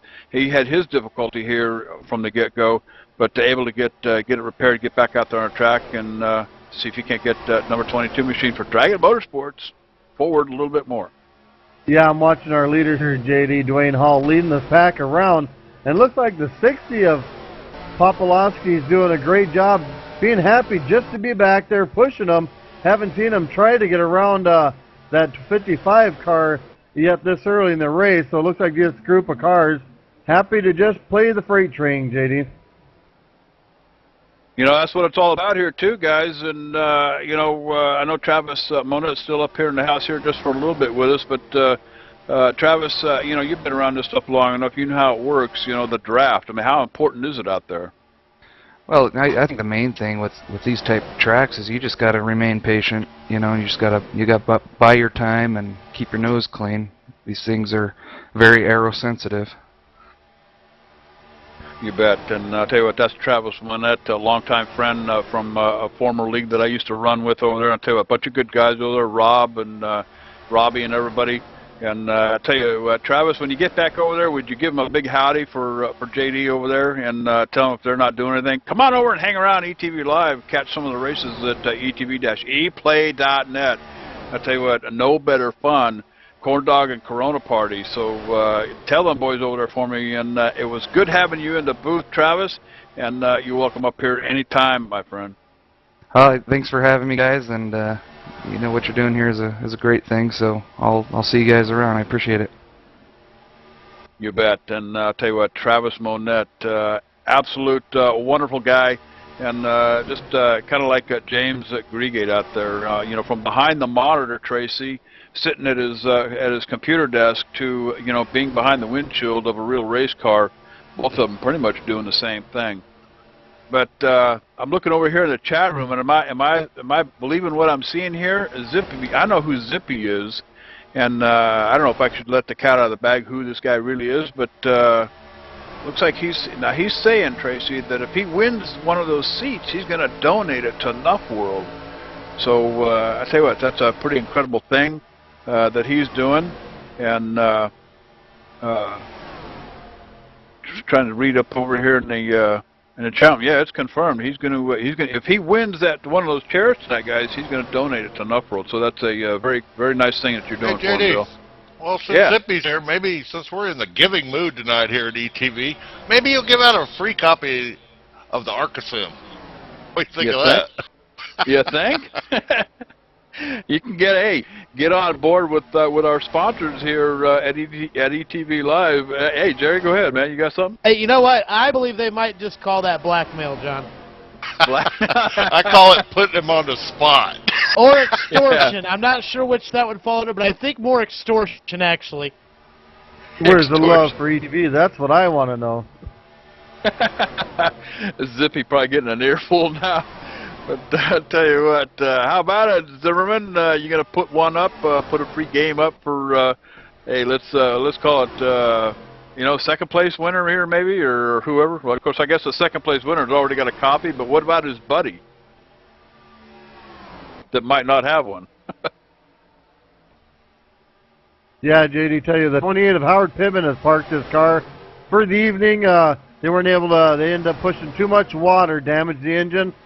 He's put it on the hauler and headed for the barn. Headed for the barn, like we see on here on ETV Live. I tell you what, that's unfortunate. I was looking forward to Howard Pittman finishing the race here tonight. I know how much Howard loves to race and participate in these sim racing races here and even over at the nation. But you know, I wish he could have completed the race here tonight. But Howard Pittman, he's a big ETV Live fan. Always races the car all decked out with ETV Live on it. But it's unfortunate for him. But I tell you what, back out here on the track, Dwayne Hall still holding down the front out here. He's got Pavlovsky in tow. He's got Phil Foltz in that number 71 machine from Nuff Radio right in behind him in third. Busa's still hanging out here. Barden in the fifth position up here in that 31 car. So it's pretty much status quo, Tracy, until you get back to Kyle Lent. I'll tell you what, Kyle the Kid Lent. I believe we've had him up in the booth here a couple of different times, but Kyle Lent runs over there at the Nation. Pretty good little driver, and he's one of the ones that can usually put his machine up there to the front. So Kyle Lent right now almost a half a second off the pace as he's trying to get it hooked up with Turner and Jackson and behind these guys. Yeah, and they also got Biddle back there behind them, trying to hang with the group and give them a 4-car push. I tell you, it looks like about the same gap they've had here for quite a few laps in this run. Doesn't look like they're really closing any distance on our top 5, but they're also not losing any distance out there, JD.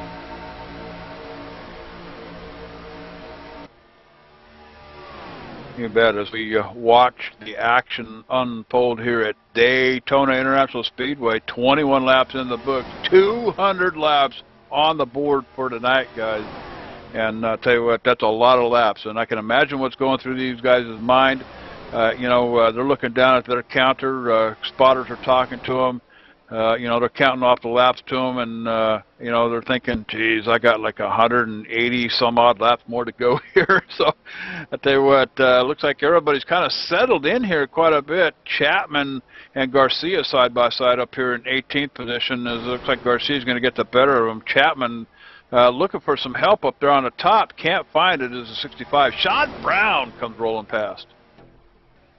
Yeah, I'm kind of searching through the field, JD, checking things out. Looking back here at Lucy S.'s car, running the 22 car back here in this group of cars. They're running side by side back here, JD. I'm trying to see about where they're running. Let me look here. They're back here in 35th to about 30th position, JD. Running side by side. These guys are fighting for every spot they can get. 23 laps in the books here already, and still checking out the chat room over here. Of course, we're very fan interactive here. Zipperman, Zippy over there, he's still talking to everybody over there, and he's talking about the game still being in beta test. Of course, we might as well break it loose. That's Zippy over there, Bill Zimmerman from the Sim Factory. And I'll tell you what, due to release a new version of the game here, trucks are coming our way apparently, and a lot of other good things. But I'll tell you what, Zimmerman, we're always under beta test too. Sounds like we've got a caution coming out, guys. Yeah, JD, we got a car. I thought I seen a car spinning there. I'm trying to rewind it and find it here, guys.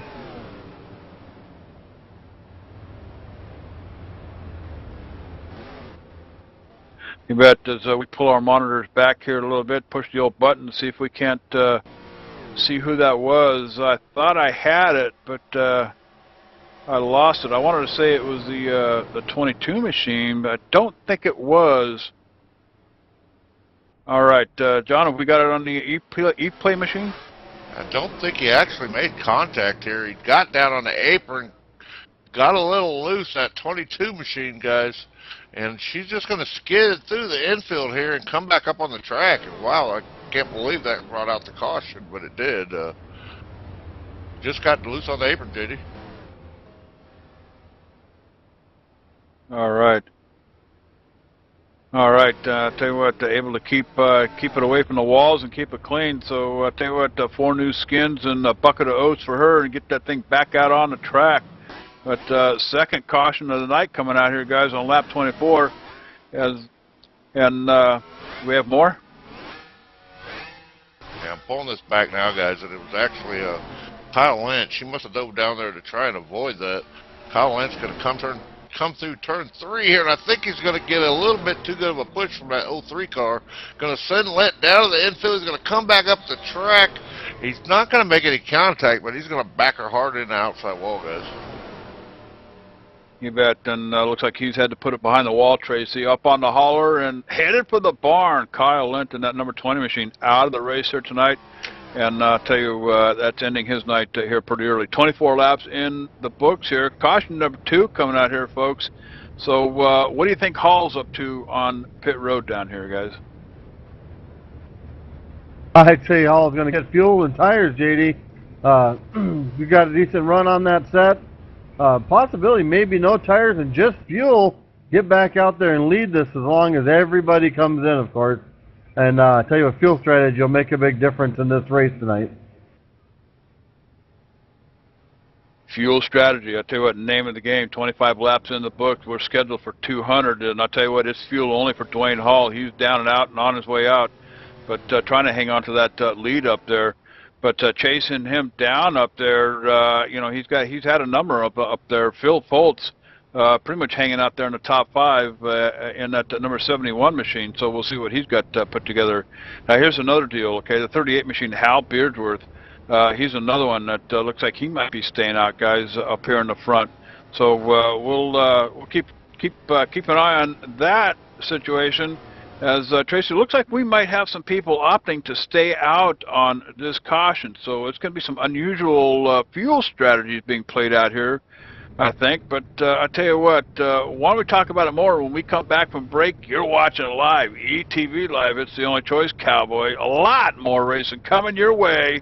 And we'll be hearing from Viper Technologies here pretty soon, too. So stand by. Don't wander off. We'll be right back.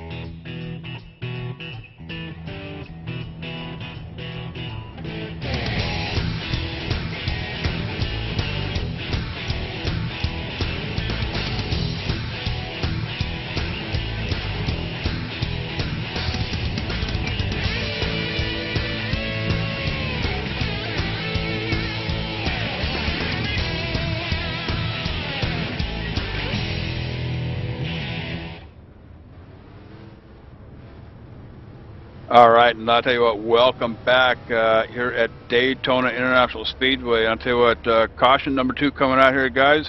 A little bit of tanglefoot out there with the 22 and the 20 car, but looks like we're okay. 22 car back out there on the track. 20 machine hard into the outside wall, had to put it up on the hauler and headed for the barn. And I'll tell you what, we're trying to get in touch with the driver of the number 3 car out there. That's going to be Kevin Kelly. So we'll work on that here just a little bit. But Tracy, I tell you what, some different kind of fuel strategies on this caution. We had a couple of takers come down that first time around. Looks like a bunch of them came down that second time. Yeah, JD, but we got 2 cars that decided to stay out, run it a little longer, and that would be the 48 of LaRusso and the 08 of Gutierrez. They both stayed out. Figuring we got enough fuel to run, I don't know, probably another 20, 30 laps, and a caution come out and not really affect us too much.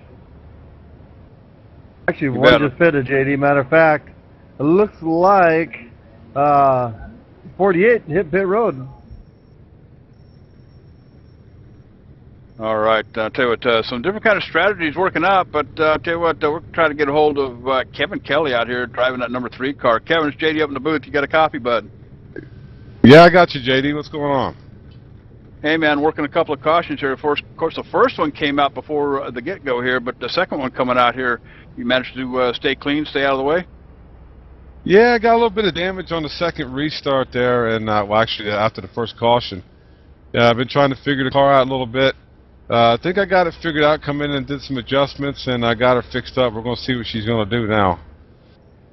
You bet. I'll tell you what, seeing some different kind of fuel strategies being played out here as a lot of cars came down that second time around. Is that something that's on your mind here tonight? Yeah, well, I figured, you know, I think we're going to get into a situation where it's going to go nice and long green here before long. And I just wanted to come in and top off, and if it ends up going as long as I think this run's going to do, I won't be having to come in too soon.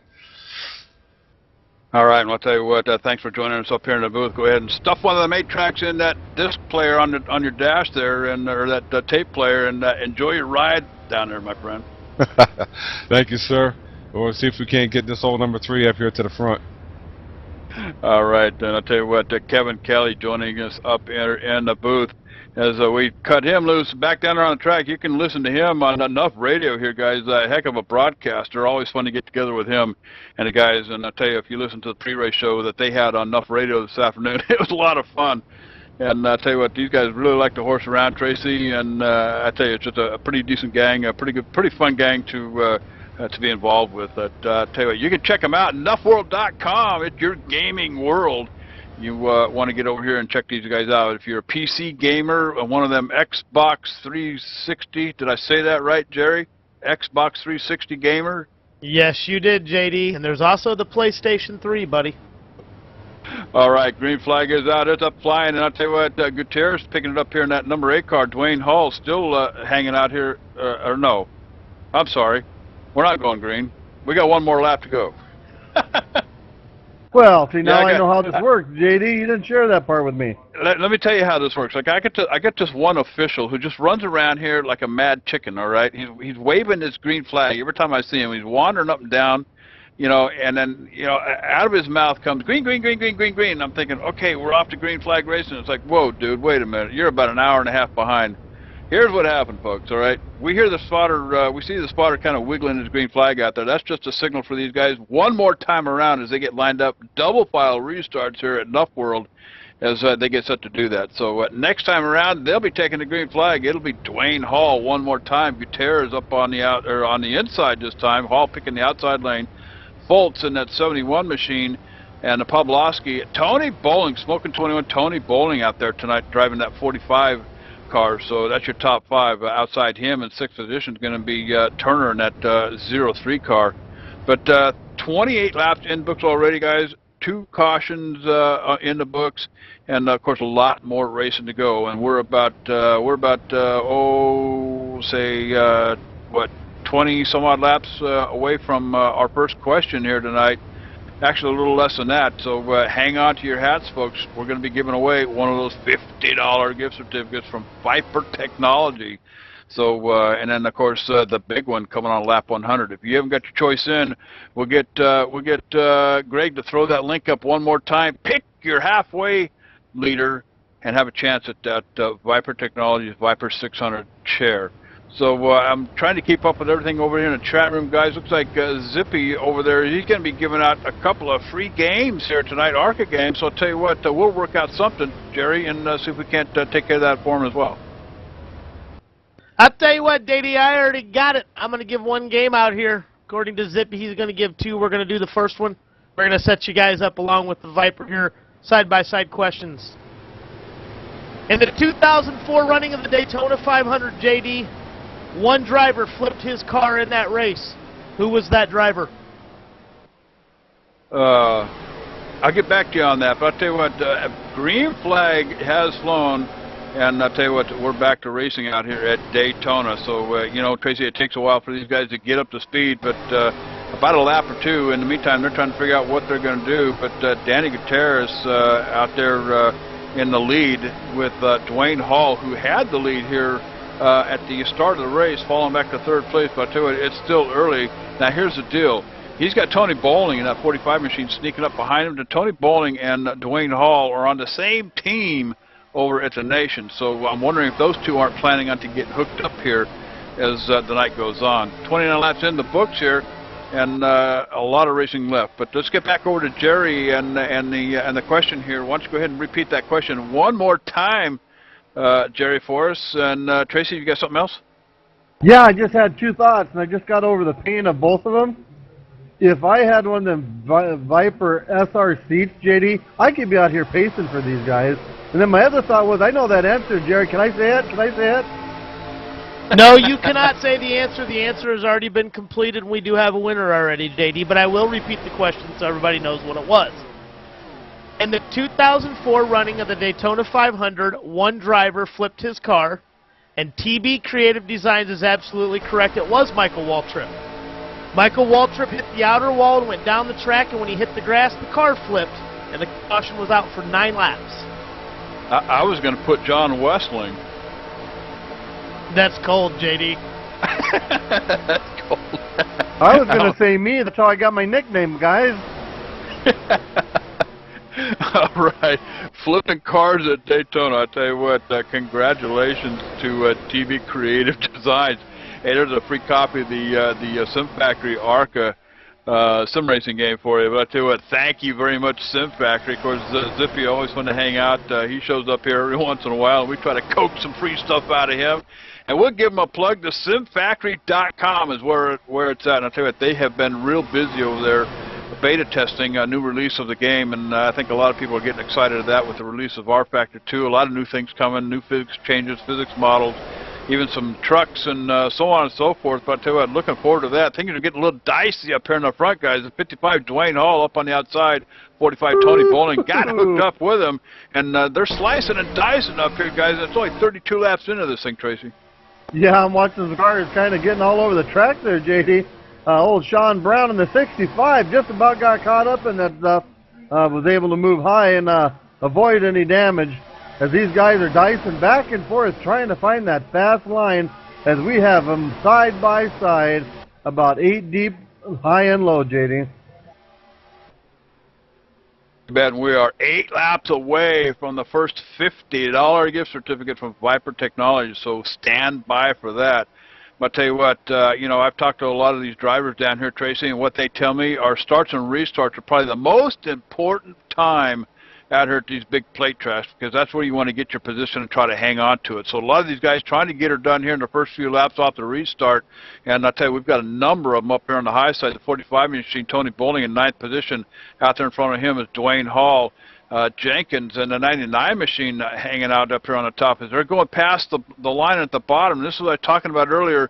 Dwayne Hall re-engineering these tracks to make these things entirely raceable on the top and the bottom as Jenkins makes contact with Gutierrez up here in the 08 machine, Tracy. Yeah, I tell you, the top 2 or 3 guys decided they wanted to get back to that bottom line. I don't know why drivers do that. You're on the high line, you're making ground, and then all of a sudden you just throw yourself back to that bottom, and you're just hoping that top line don't get back together and come by you again. You know, my last experience on one of these things, Tracy, you know, at 200 miles an hour in the draft, you know, especially when you're going down the front stretch, that seems to be the fastest part of the track coming off turn 4. And, you know, you got to kind of keep a left-hand pull on that wheel to keep them slingshotting up into the outside wall. But I'll tell you what, by the time you get into turn 1, you know, you got the draft working so far, you're all the way off the gas pedal, but your car's still building speed. And I'll tell you, if you don't get into that turn just right, and you know, take some good action getting in, it'll throw you right up into the outside wall coming off of turn 2. So I tell you what, a lot of these guys probably feeling the effects when they get hooked up in the draft here. But Dwayne Hall going backwards here, he's in 13th position. Of course, probably to be expected here. We're going to see quite a few lead changes as the 65 car now gets hooked up with the 55 machine up there in front. 65 car or 65 car, Sean Brown in 15th position back here. So I tell you, they're searching out, Tracy. They're looking for a place to land. They're looking for their dancing partner out here at Indianapolis. Well, let's take it all the way back here to 19th position, off pace quite a bit, about a second, let's say 1.2 seconds back, is the 00 car, Chapman, back here in 19th position. He's got a buddy hanging out with him up here in the Wrangler machine, and that's going to be Hal Beardsworth driving that number 38. So Hal Beardsworth trying to help Chapman along here in 19th and 20th. So I tell you what, a lot of racing for these guys here. 36 laps in the books. We're just 4 away from the $50 giveaway. Yeah, we're doing that multiple packs once again, JD, as these guys are working their way around. I'm back here at that second pack like where you were with Hal Beardsworth and Barden, Sargent, Lowe's, Hibbett. Big group of guys back here in the second pack.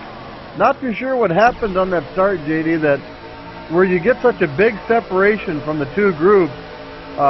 You would think they'd be able to stay with that top group, but hard to say. Maybe there's a big checkup, held up all these guys, kept them at least. We got a car pitting. It's a 52 of Don Klein. Don Klein on his way down the pits. That's got to be an unscheduled pit stop, I would believe. Looking down through my records here, I don't know that he pitted on that last go-around. But, Jerry, we got more? Yeah, I heard some radio communications there, JD. They just were really uncomfortable with the car. Thought they'd come down here, get 4 fresh tires, throw a few rounds into it, see if they can get that car a little bit more comfortable for the driver. Listen, they're saying, hey, long race, guys. If we're going to make the mistake, let's make it now so we can at least try to catch up for it later down the road. So.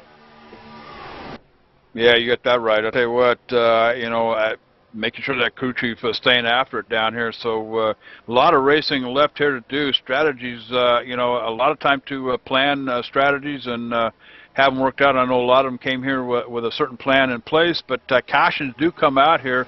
And I'll tell you, Tracy, it's not a matter if they come out, it's when they come out, and that could throw a big kink into the plan here, Tracy, or Jerry.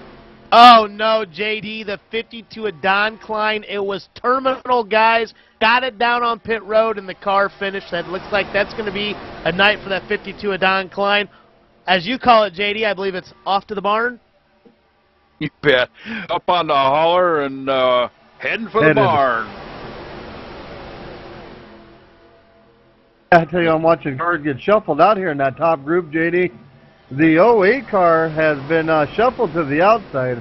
I'm trying to get up and get a number of the name of that driver. It's the 08 of Gutierrez. He's kind of fell back here, and Gutierrez got to the back of the group and now hooked back up in the draft. But I think he lost about 7 spots on that, JD. Yeah, I hear you there, and I'll tell you what, we're about a half a lap away, 3/4 of a lap away from getting question number 1 out there. And for Viper Technologies, that's going to be for one of those $50 gift certificates. And I'll tell you what, you'll have about 40 laps to get your answer, and we will slam the door shut on about lap 79 or 80 here. So hang on to your seats. It's coming out here just shortly. In fact, why don't we go ahead and put it out there? Who was the driver that won the inaugural Daytona 500? You might be surprised by the answer. So I'll tell you what, Jason or Greg's got the link up there. Get in, get that question answered. I'll tell you what, you'll have a shot at that $50 gift certificate. And I'll tell you, they've given over $1,200. I imagine it's even beyond that. I might be able to get a note from Greg here to find out. But I'll tell you what, you know, they've been pretty free with the checkbook here lately, guys. And I'll tell you what, tonight being a special night, 2 of those chairs up on the up for grabs here tonight. So first one going out on lap 50. And right now we're working the $50 gift card. So who was the driver that won the inaugural Daytona 500? Man, that was so long ago. Tracy, I'm not even sure if I can even remember. Heck, Ooh, JD, you were probably up in Mr. the Cotta. stands drinking, weren't you? Ooh, Mr. Cotta, I got the answer, Mr. Cotta. I'll tell you what, we're going to let the fans answer that one out there and see if we can't get, we'll find out. Greg will tell us who it is that won it. But I'll tell you what, it's out there. We got a change for a lead up here, the 00 car. It's like Chapman taking over, Tracy. Yeah, JD, tell you what, that number 8 car of Busa just took over that lead, followed by Foltz and Jenkins now. They've got them pushed to that high side, and we know unless you get a bunch of cars on that high side, you're just going to slowly fade to the back, JD. Yeah, I apologize for that. The janitor was up here and kind of wiping off my desk up here and everything. I accidentally pushed the wrong button on my... Oh, wait a minute. Wait, I am the janitor. Sorry. Anyway. All right, I'll tell you what, back out on the tracker, you're absolutely right. The 8-car Busa out there in front with Foltz, Jenkins, DePino. Joe DePino, they call him the counselor out there in that number 34 machine. But I'll tell you what, 42 laps in the books here at Daytona International Speedway, and this is the HD Radio Network Daytona 500. We're having a blast up here with all our fans. We had Travis Monette up here in the booth here earlier talking about the real deal. I'll tell you what, I remember him from running over at GTRL. And, of course, Larry Mulliken in the house, John Lawler, Jay Bunn along for the ride tonight over there in the chat room. And I see you boys over there, Steve Young. Steve Young's been a long time, my friend. And I'll tell you boys over there at GTRL to get on board. Give us a holler. We'd love to come over there and broadcast a couple of events for you guys. But I'll tell you what, the house is full. I see Jason at the VTEC 600 over there finally made it in. And it looks like he got his internet back working, but I tell you what, I know he's been kind of sweating it out, but always nice to have Jason from Viper Technologies in the house over there. But I tell you what, back out here on the track, guys, 43 laps in the books, 200 laps here at Daytona, and I want to throw it all the way back. Let's go back to the 39th position back here. We had her up in the pre-race activities talking about women involved in racing. Of course, the big deal, Danica Patrick, everybody thinks that's you know, the latest thing, but actually, you know, women have been involved in racing for quite some time. We talked about a couple of them way back in the 40s. But Lacey Sargent down here in the Barbie car in that number 22 machine having a good night tonight in 39th position. Just kind of maintaining her own. She got caught up with the 20 machine here back on lap 24. But I'll tell you what, no harm, no foul. Her car looks good, clean, and she's just hanging out there. So I'll tell you what, a lot of racing left here to do, Tracy, for her. As we kind of work up to the field, got Frankie Samanza, Jerry Hinkle, and Thames in that 51 machine up here in 35th position as they try to stay hooked up and try to get that group moving forward. About 13 seconds off the pace, Tracy. JD, I'm watching the leaders here. Just watching Joe DePino running up there. I tell you, he's got a real stable-looking car out there running around here in 4th. I've seen the cars in front of him move up a little bit. Doesn't look like Joe's in too big of a hurry to get ahead of him. But it looks like, you know, if a car moves up, you know, he might try to move up in there, but I just heard him back off, JD, and let that guy back in and just ride around in 4th spot. I'll tell you what, looks like the question's being asked over here, and maybe coming from Angela Hall over here. She wants to know what the question was, or somebody wants to know what the question was. I'll tell you what, who was the driver that won the inaugural Daytona 500? No, it wasn't J.D. Webb. I'm not that old. But I'll tell you what, if you know the answer, you might be surprised who it is. So I'll tell you what, get over there, get logged in, get your answer posted over there, and I'll tell you what, they will randomly pick the winner from those who selected the correct answer. But you got to get her done before lap 79. So get on over there. We'll get Jason or Greg to throw that link up. I think it's going to be Greg. Throw that link up there. and get over there and get logged in. Answer that question. Get a shot at that $50 gift card from Viper Technologies. And Tracy, if you haven't checked it out yet, hey, if you got some time, spend some over at ViperSR.com. You'd be amazed at what this chair can do. And I'll tell you what, it is state of the art. It's got one of the butt-kicking boom boxes buried in the seat of that thing. And I'll tell you, you can hook that baby up to just about any game. I was talking to Jason one night. You can actually hook it up to your TV set and feel the rumble. You know, how about Talladega Nights sitting in one of them rumble chairs? I'll tell you what, ViperSR.com. Get over and get a look at it, man. Yeah, I tell you, it's a nice chair, JD. I enjoyed taking a look at it there. And as you know, there's something I could use to buy some extra time right now, because I seem to be running pretty short of it. But this, tell you what, this race out here, running nice and smooth. Watch them run single file. As you said, just plenty of laps, no hurries. As we got a car down the apron, gonna get hit pit road, JD. Looks like the 08 of Gutierrez making a stop here, guys, on lap 48. This may be a planned stop, but I'll tell you what, we'll keep an eye on the action down there on pit road with the 08 and bring the happenings from down there. But in the meantime, the 8 machine still hanging out up here in the front. Of course, not much has taken place. You know, Tracy, I mean, here's the deal. I mean, you're out in front. You're the second car behind, the third car even. I mean, it's 48 laps in the books. What do? You just kind of maintain? Do you take a shot? Do you hope somebody's going to come up on the outside and give you a hand, push you to the front, or you just kind of maintain status quo? Yeah, right now, this early in the race, I think pretty much just run single file out there. Don't put yourself in any predicaments that might cause your car to be damaged, because this is an endurance race as much just being a high-speed race, JD. So you're going to want to wait, get to that pit stop, and just hope you can get in there pretty decent, not have any problems. And for anybody out there who's going to try to take no tires, you definitely don't want to be locking up any tires entering pit road. As the 08, when he entered pit road, he locked up that right front tire, JD. Yeah, that's always, you know, that always happens here at Daytona. It also happens over at Talladega. It's very difficult to get off the racing groove, off the track, make that transition down onto the apron and get that pony woed up before you hit the old hay barn down there.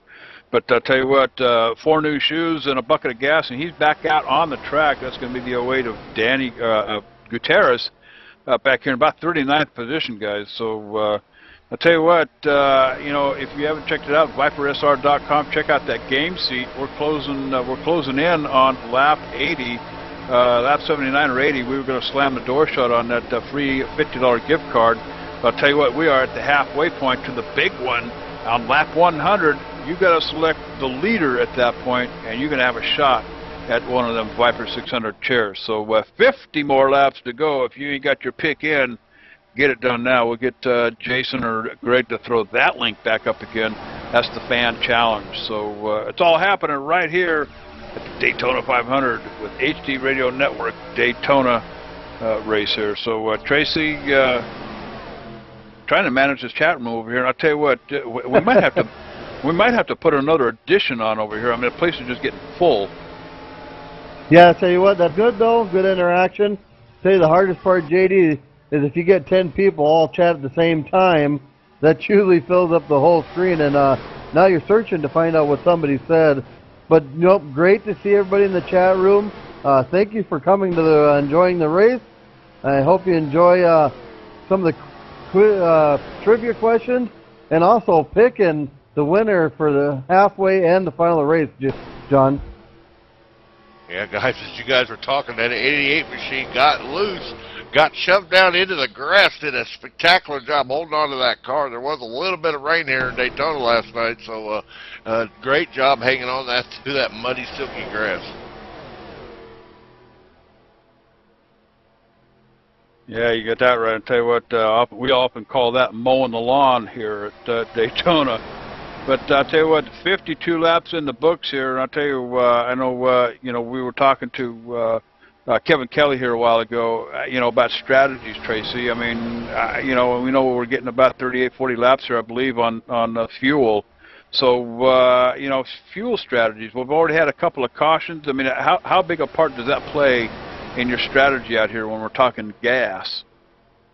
Well, you had the 08 he stayed out during that last caution, JD, and take the lead. So he was kind of put himself in a box there. It's pretty sure he was running around there hoping by the time he had to pit that the caution would come out, and that would recycle everybody around. They all jump in and get fuel with him. He wouldn't be out there all by himself. And a lot of times right there, just being by yourself, the amount of time you're losing to the lead group is really going to set you back. But he was able to, he got lapped, and he was able to catch the back end of that lead pack and at least stay with him. So that could be quite helpful to him. Yeah, you bet. And I'll tell you, I'm up here on the 15th position with Robertson up here.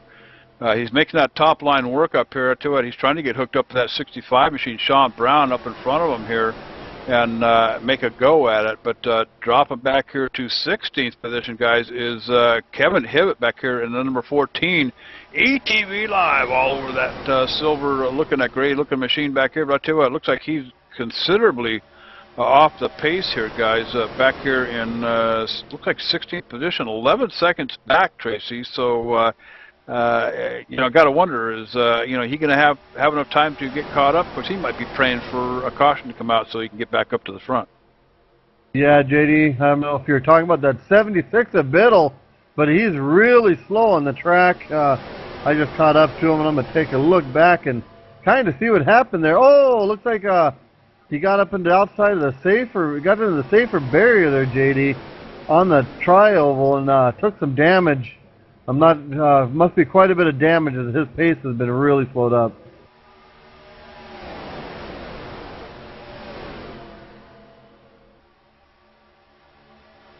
You bet. And I'll tell you what, looks like we got booted out of the chat room over there. That's all right. Just get it over there and get it started back up again as we get logged back in. So no harm, no foul. Sometimes you just got to sweep things out a little bit and clean up. That was the janitors come in and vacuum the place out. Now everybody can come on back in. So the party is still on, and it's happening out here at Daytona International Speedway, guys. This is the HD Radio Network Daytona 500, and we're having a blast out here. 55 laps in the books, Tracy, and things are going pretty smooth. Now we got the first two cautions out of the way. Not too sure what happening out here, JD, but looks like the 55 of Dwayne Hall, early leader and pole sitter, has lost that lead draft and actually has kind of fell back about, I don't know, 20 car lengths. Him and Sean Brown and Robertson trying to work together, three cars together, try to get back up to the lead pack, but just kind of odd to see those guys who were in that lead pack fading out of it here kind of early in the race.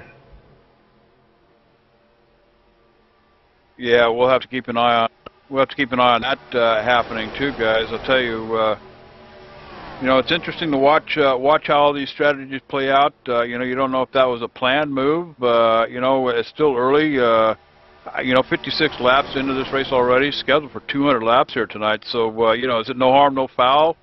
Pole sitter Dwayne Hall all the way back outside the top 10. Probably not a big deal at this point, guys, but I'll tell you what will make it a big deal is if the caution comes out again, they get all packed up again. And then, of course, the other big deal is green flag pit stops. And I'll tell you what, strategies do change out here when you lose time on the leaders and if you pit out of sequence. So we'll just have to see how it all plays out. But Sean Brown working over the bumper of that 55 machine, trying to push him along up here. But in back of him, the Robertson, looks like Robertson back here in 14th position in that number 1 machine for Snap-on. And in behind him in 15th position is going to be number 13 for Jackson. So I'll tell you what, cars are getting kind of spread all over the place here, Tracy. And, you know, I know that the first couple of cautions had a lot to do with it. Looks like, JD, we're going to get a few guys going to be entering pit road here. Looks like the 45 of Tony Bowling and the 34 of Joe DePino both going to be hitting pit road.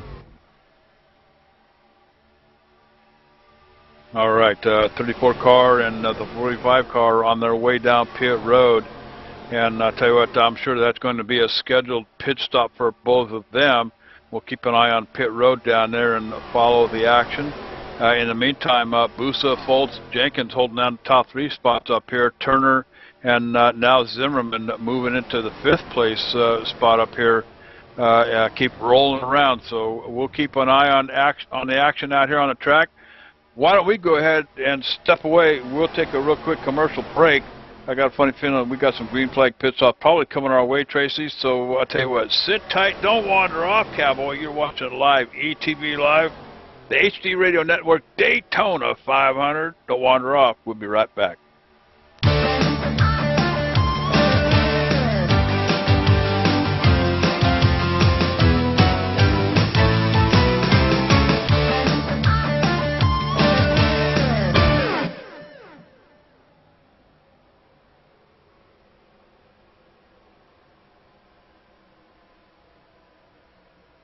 Doing business since 2009, Hey PC Guy is the best solution to your computer problems. With a remote connection, they don't even have to come into your home. Their services include diagnostics, new PC setup, software installation, virus removal, home network setup, and a lot more. If you work from home and depend on your computer for an income, work with confidence, knowing that Hey PC Guy is just a click away for help when you need it. HeyPCGuy.com or 1-877-717-2489. For businesses that depend on their network system, Remote Workforce Solutions is faster and more reliable than sitting on hold while the local IT guy is handling another problem. IT staff are commonly overworked, overburdened, and can lead to frustrating delays and lost business deals. HeyPCGuy.com or 1-877-717-2489 is your best solution.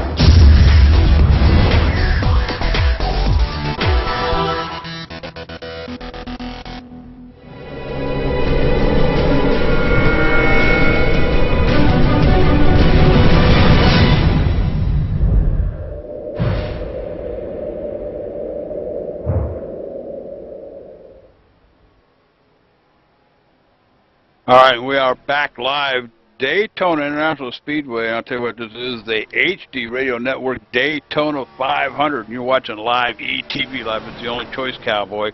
But Tracy, we had some action out there on the track with the 82 machine of Tate.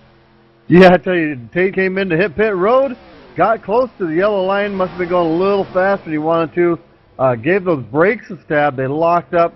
He ended up spinning and hitting the inside wall. And I do believe, Jerry, you might have some more information on that?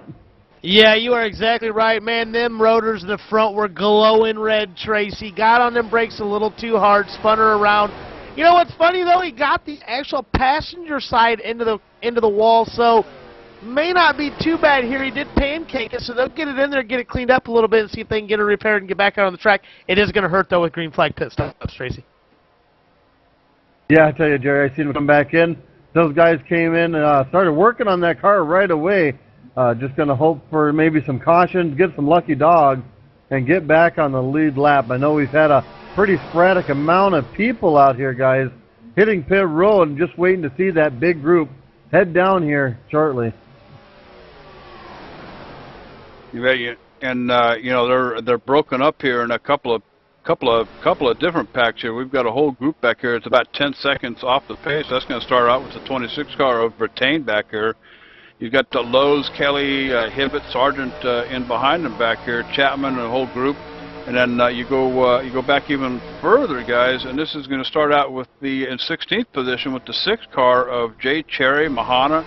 That's Steve Mahana from Nuff Radio down here.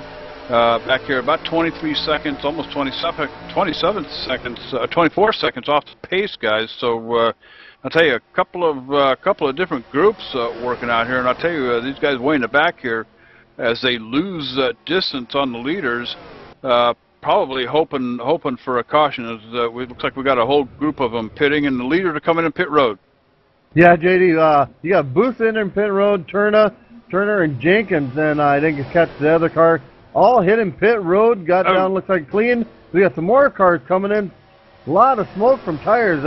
Another group, about 6 cars, Lowe's, Barden, Britannia, all hitting pit road, and Lowe's. You bet. LaRusso down there on pit road, watching a couple of them down there, just absolutely smoking them tires up coming in. But I tell you what, the 71 machine for Philip Foltz, it looks like he's got a couple of new tires, back out on track, heading out to join the group. But El Busa in that number 8 machine, he was your leader here. I'll tell you what, it looked like it might have been the fuel only for that machine as he makes his way back up on the track, Tracy, and the 03 car of Turner back here in 21st position also coming out. So green flag pit stops underway here at Daytona, guys. And I'll tell you, watching some different scenarios, some different strategies working out, 67 laps in the books here. And I'll tell you what, there's still a lot of racing left to go here as the green flag pit stops underway. Still got tons of cars coming in here, Jerry. Pretty hot. The Cherry coming in, spins out, entering pit road. 6 gets spun out, doesn't hit the wall, doesn't get anybody else, but spins out entering pit, Jerry. Yeah, and I'll tell you what, Tracy, that's a bummer for those guys that do that, man. It's even worse when they don't take any damage because that's such a damning deal for them. But hey, look, he's got a caution out of this, so it looks like caution may have came out, guys. Yeah, caution is out on lap 67. So I'll tell you what, Tracy, I can think that a few drivers out there are kind of banking on that one to happen. And that's going to present a whole new scenario when we get back to green flag racing and bring all these cars back together again. Yeah, there's a lot of drivers out there, like you said, banking on that caution to come out. I was watching them heading down around the track as I was watching the entrance to pit road. There was a lot of cars out there, JD. Single, by themselves, single cars. No pushers and no help. You know, they're just going to be going backwards that whole time. So now, be able to get back up in the field. Everybody can get back to who want to get back down pit road and do some adjustments and just top everything off, JD. You bet. I'll tell you what, good job by Cherry hanging on to that number 6 machine down there as he made his way down the pit road. But, you know, we talked about it here tonight, you know, the entrance to pit road down here coming off the track, and you're traveling at such a great speed. I mean, you just can't slam the brakes on and start going down through the gears. You got to kind of ease the reins back on that pony and get it wound up. And I'll tell you what, Cherry doing a fantastic job keeping that number 6 machine off the wall as these guys are faced with a new set of instructions from the crew chief, Tracy, as we're going to watch some different scenarios come playing out. Now, this could also put another group of people a lap down with the caution possibly coming out at the wrong time for these guys. Yeah, you get a few of them maybe had a, like I said, bad pit stop, spinning in them, having to get back around. You could possibly lose enough time to go a lap down. But I don't believe everybody pitted, JD, so it's going to be quite interesting to see how many of these cars are lapped down, because your leader right now is at 91 of Zimmerman, and second is Kelly, third is Thames, and none of them guys pitted, so I see actually a pretty good group of cars that didn't pit that time yet around, JD.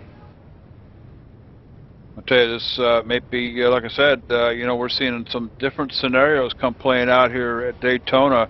Let's talk about our pole sitter here tonight, the 55 machine. Dwayne Hall still hanging out in the top 10, but he's sitting there in 9th position on this caution. So I tell you, it could be anybody's night here at Daytona, as a lot of these guys are taking advantage of this pit stop. So I'll tell you what, why don't we go ahead and step away. We'll take a commercial break right here, right now. You're watching live, Cowboy, the HD Radio Network Daytona 500.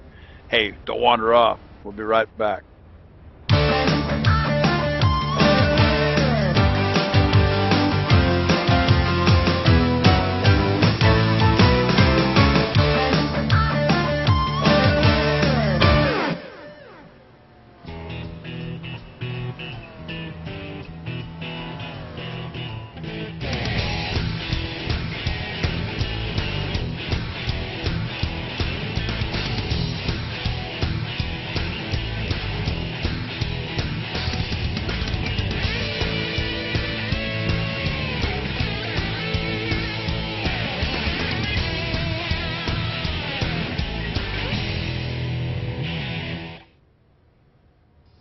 Hey dude, are you ready to rock and roll? If that's cool, then you need to do it over at HD Radio Network. HD Radio Network, 4 stations broadcasting 24/7 with everything from metal favorites to the 80s classic rock like legendary Leonard Skinner, Electric Light Orchestra, Foreigner, and bone-rattling, skull-crushing rock and roll on hard driving radio. And partnered with NuffWorld Simulation Gaming, check out the HD Radio Network's Nuff Radio with Bear Factory, Stone Temple Pilots, Def Leppard, and a whole lot more. HDRadioNetwork.com. Take your pick and rock your brains out, dude.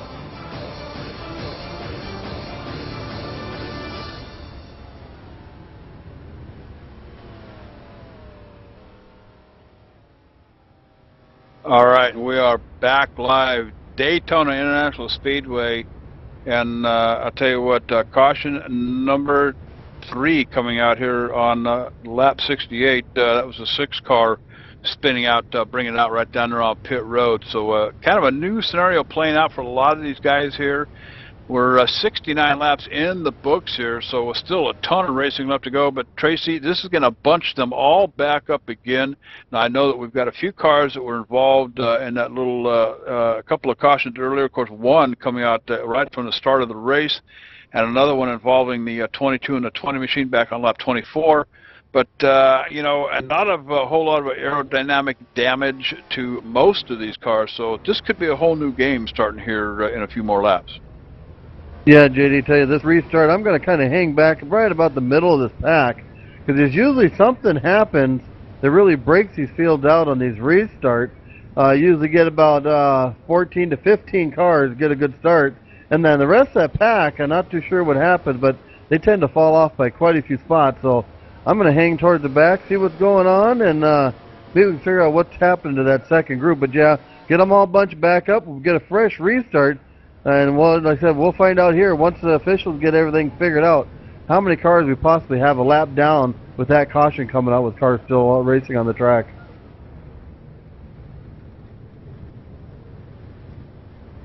You bet. And looking down my list here, I'm showing Randy Sawern out here in front in that number 29 machine with Garcia, Foltz, Jenkins, Busa. Busa doing a terrific job, staying up here in the top 10 pretty much all night long. Zimmerman working his way forward.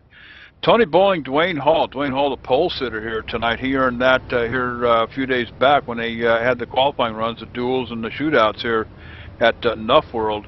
But Tony Bowling, Dwayne Hall pretty much running the same team over at the Nation. So we're kind of watching those two and seeing if they get hooked up here at Daytona. So Joe DePino running in 9th and at number 34 machine. And Kevin Kelly had him up here in the booth, or actually on the radio here just a few laps ago on that last caution.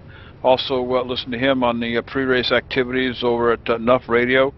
And then I tell you, this may set up a whole new scenario. Now, you know, want to remind the fans again, although you're going to see the flag man get a little antsy up there, and he might kind of toss that green flag out a little bit. But remember, at that point, we're going to have one more go-around as these guys get settled in for a double file restart, Tracy. So tell that dude with the hat and that green flag to quit running around back here in the back and go sit down and watch the race. Yeah, he can tell you what, he's got a pretty busy job tonight, JD. But he did get a pretty good break there. I seen him hanging out over the hot dog stand, picking up a couple of corn dogs and, let's just say, an adult beverage, and was relaxing for a little while. Yeah, adult beverage. Have we got enough of those in the cooler for tonight? I'm taking a look here, JD, but you know what? I got a connection with dude with a beer truck. A beer truck. Hey, have him pull right up to the back door. Hey, out of the race tonight, we'll run down this list for you. The 52 of Don Klein, Kyle Lent going out early in that 20 machine. Howard Pittman, upsetting night for him, and looks like the 11 car looks like he got an early disqualification from the officials. So this is an impound race here tonight, guys. So after the race, the officials are going to be walking around with them templates and them measuring sticks, wanting to take a good, close, hard look. So we'll have to keep an eye on that. But answering the questions over here in the chat room, absolutely. ETV record each broadcast. You bet. ETV-eplay.net. Why don't we go ahead and plug it? Get over there and have yourself a corn dog and Corona party, dude. I tell you, etv-eplay.net, there's, I don't know, probably a couple hundred of them over there at least. But you can download them, dude, and burn them onto a DVD, watch them at your leisure.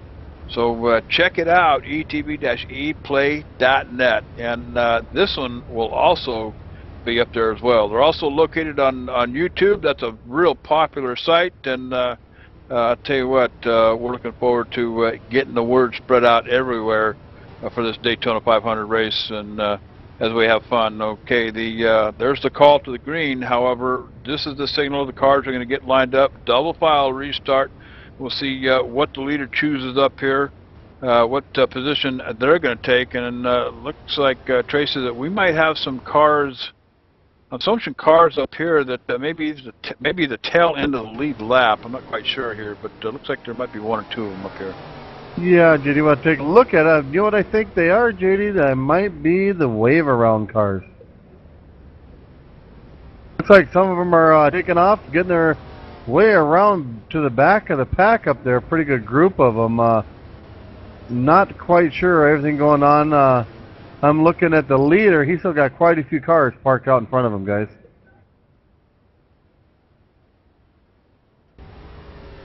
Maybe we're going to take an extra lap around here, get everything squared up, get everybody in the positions.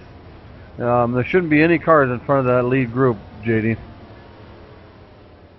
Yeah, there shouldn't. So I'm not quite sure what the officials are working on. Zimmerman being shown on our roster as the leader right now. Tony Bowling in second. Lowe's in 16 car up here in third position, with Turner and Bertain in fourth and fifth. So we'll keep an eye on this situation as they work around. Remember, we did get the green flag just about half a lap ago. That's their signal to get in line for the double file restart here at Daytona, and they should be doing that. So perhaps, Tracy, they may be giving them an extra lap in order to take care of business and clear those cars in front of the leader. What is a mouthful?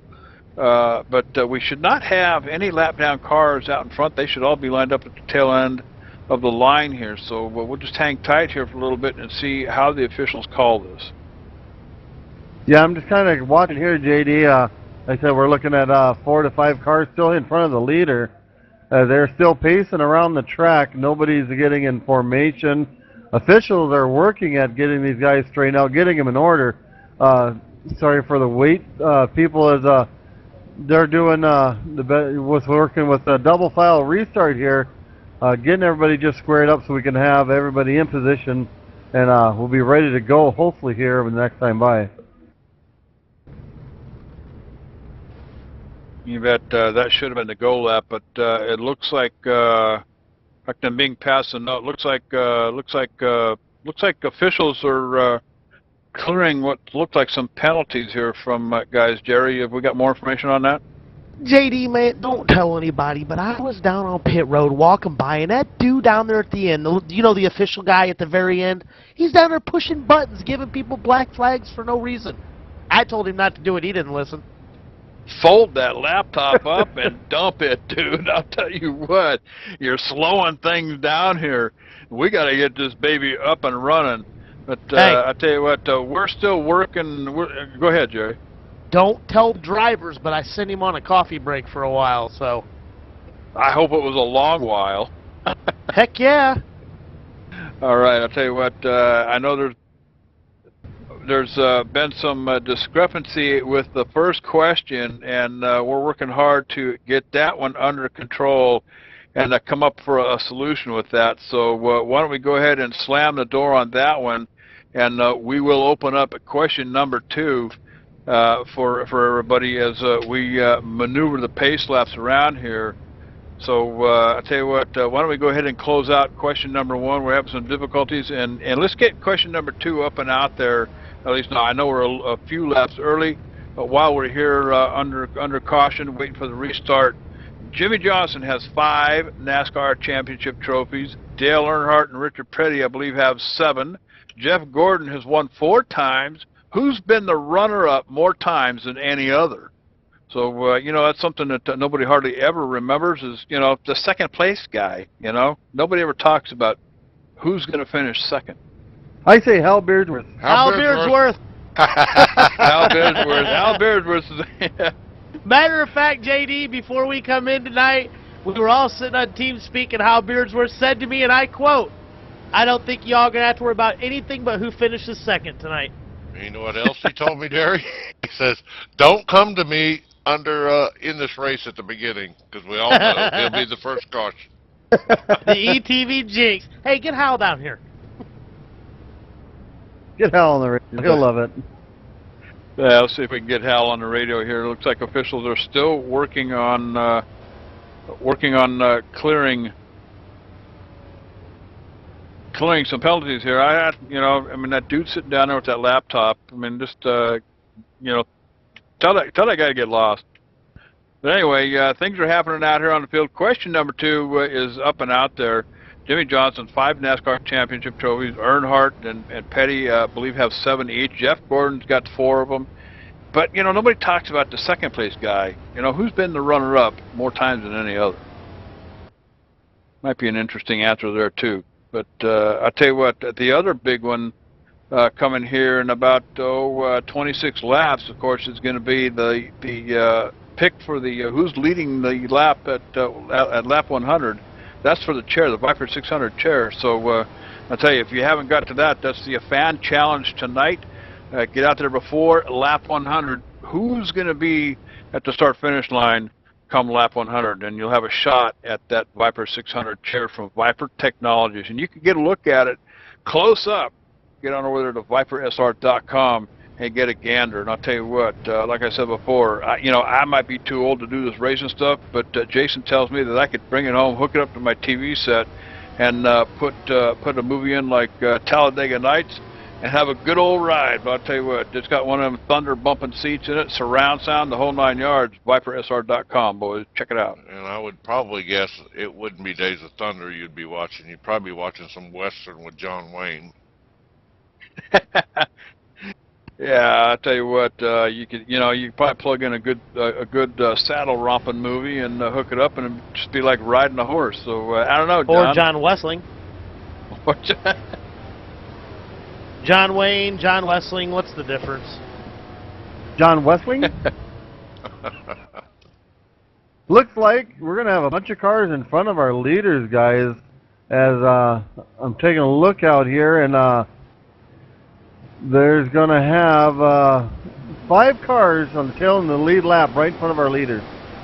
You bet. And on the tail end of the lead lap, when we are Green Flag Racing, Zimmerman is your Tony Bolin's is your leader. With actually, well, it depends on how you look at it. I guess Tony Bowling and Zimmerman kind of trading back and forth here as they try to work around these cars up here. I tell you, this presents a big problem to Bowling and Zimmerman. As Bowling down on the bottom, Zimmerman up on the top. Of course, it's lane choice here tonight, guys, but didn't do either one of these guys any good as they try to hook it up and get it moving forward. Looks like Tony Bowling might have the edge. He's got Dwayne Hall in that 55 machine coming alongside, coming up from the back. But, contact with Zimmerman and Hall. Everything's okay, though, but I tell you what, a little minor contact between the 55 machine and Zimmerman up here in front as DePino comes motoring past in the 34. So this is the whole new game, Tracy. Yeah, JD, I'm kind of scanning around out here. Our leader here not too long ago, the 8 of Busa, is almost a lap down, just barely on the lead lap in that top 4 cars. Just basically, they're going to be hoping for cautious. They can get back on around this 2.5-mile track and get back up there as the leaders. You bet, and I'll tell you what, having those cars out in front of the leaders, that makes it really difficult on these guys. They're being told to go, go, go, but then on the other hand, they got stop, stop, stop. And try to hook something up. So working together, trying to maneuver around these cars that are almost a lap down. Of course, they will be when the leaders get around them here. But Zimmerman, Bowling, Turner, Bertain up here, Hibbett, Barden, all these guys up here trying to figure out a way to get back as they break down into a single file run here, Tracy, try to get things sorted out. And I'll tell you, it's not back, it's back here a ways. I'm trying to see who that is up there on top of next to Zimmerman. Looks like it's the one car And I think that one car might be lapped down too. Looking back down in the record on the roster here, that's going to be the one car of Robertson. He's actually 2 laps down, Tracy. So he's pulling up, letting them go by, and that's a safe thing to do. I'm looking back here. Our third place car, the 03 of Turner. If you were to look at him on the track, what position where he's at, he is actually, it looks like about 9 cars to 10 cars behind our leader, JD. That's how mixed up that start was with lap down cars and our leaders. You bet. And I'll tell you what, let's talk about the lap down cars here. And of course, we knew that was coming. I'm actually showing Dwayne Hall a lap down, guys. The first car a lap down. And Joe DePino, Hinkle, Jenkins, Kelly, all these guys being shown a lap down. So I'm not quite sure what's playing out here, boys. But if that's the case, then Dwayne Hall, he's sitting in the catbird seat here if the lucky dog is called.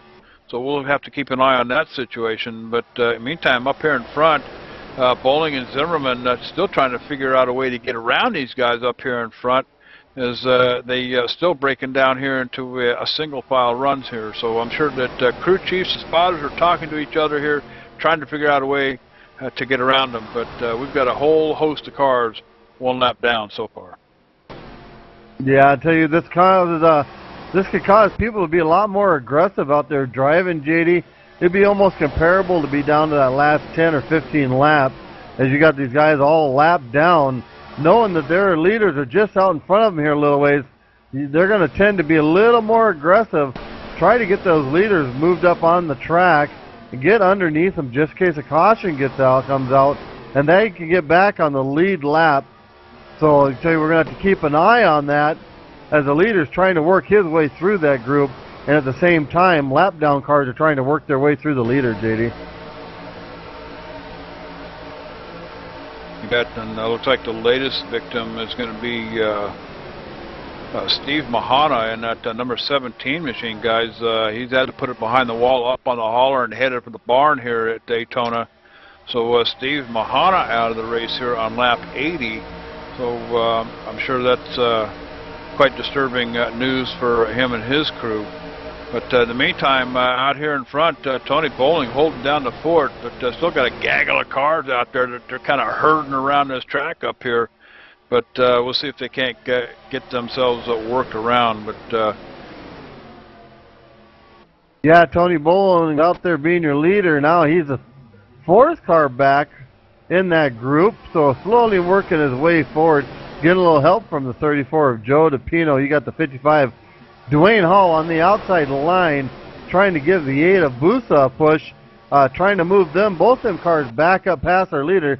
Like I said, just in case that caution comes out, they can get back on the lead lap. Oh, we got a pretty heavy hit as Jenkins drills the 12 of Jerry Hinkle, about knocks him down the apron, JD, but Jerry's able to control that car, get it back on the track, but a real solid hit from that 99 of Jenkins. Jerry Hinkle back here in 23rd position, guys, in that number 12. There's a caution coming out here again, guys. Caution out on the track as we cycle around and see if we can't pick up who brought that one up. You got something, Tracy? Yeah, JD, they're slowing down for the pit stop. We had a 24 car get into the side of Hal Beardsworth there, JD. Yeah, it looks like a Hamrick might be involved in that one, guys. That's going to be the 18th car. I'm showing him back here in 37th position. Let's push the old button and roll her backward. I think we got it up on the old E-Wine machine, John. Yeah, I'm going to follow this guy because he takes one well right to the grass, guys. I'm not really sure what caused this caution either. It looks like he might have just got loose or made a little contact with the wall. And he's going to come back right around in front of that Barbie car, going to slide through the grass. That 18 car isn't that Kyle Busch's number? Jerry, you got some more? Hey, I'll tell you what, JD, just taking a look over here at the scoring tower. This is pretty cool. We can see right through the glass to the scoring guys over here. Just noticing they're actually giving laps back to a lot of guys. So I wonder if there might have been a scoring issue there. I believe there was some questions about where the 34 and a couple of those guys sat. So not sure what's going on there, but I see a lot of laps being given back. I tell you, it's that dude with the laptop down there, I'm telling you. No, man, I sent him on a coffee break. He's not there anymore. I'm looking down and I don't see him. Wait. He's hiding behind a war wagon. Go get him. I tell you what, get my 6 gun and we'll get after that dude. But to tell you what, I'm still kind of playing around with my buttons here, looking at that number 18 of a Hamrick. Yeah, looks like he just got a little bit out of shape and trying to keep that car under control as he kind of peels himself off the wall. He knows that 22 machine of Lacey coming up behind him, guys, but you know, probably making him nervous a little bit, trying to keep that car under control. But I'll tell you what, I believe they called that, Tracy, mowing the grass here at Daytona. Yeah, JD, I'm trying to think maybe he needs to change his sponsors there, maybe to Bad Boy Mowers, and he did a great job mowing the backstretch there for quite a ways. You bet, and I think that's going to be, I believe that's caution number 4 here, guys, and here at Daytona International Speedway.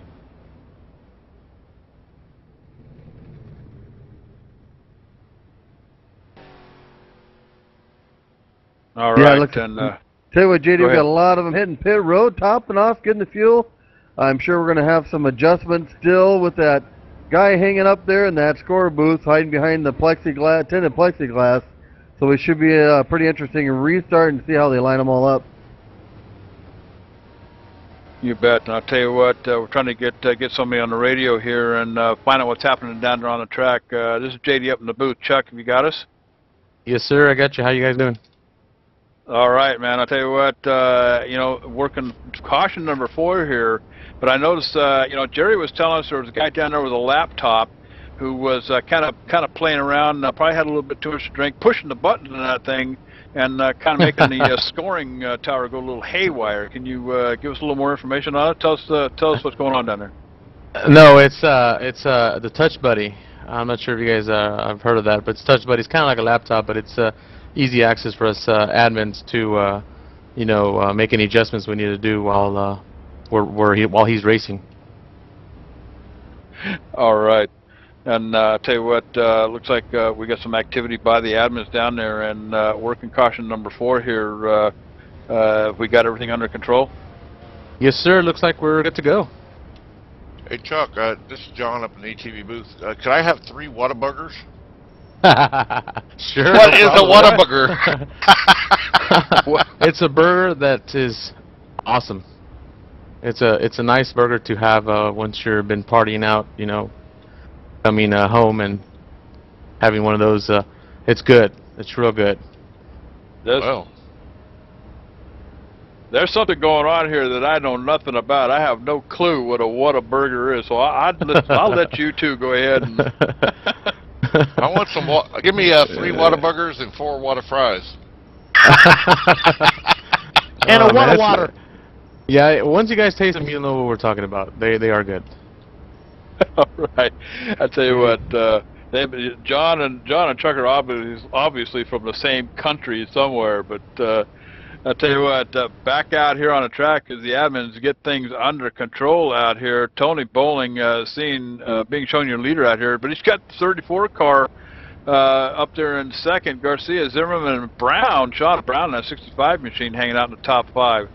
So I tell you what, why don't we go ahead and step away? We'll take a commercial break, and when we come back, we're just going to have about I'm going to say about 13, 14 laps maybe, Tracy, before we get to lap 100. And I tell you what, we get that Viper 600 game seat up for grabs. So sit tight, don't wander off. This is the HD Radio Network Daytona 500. We'll be right back.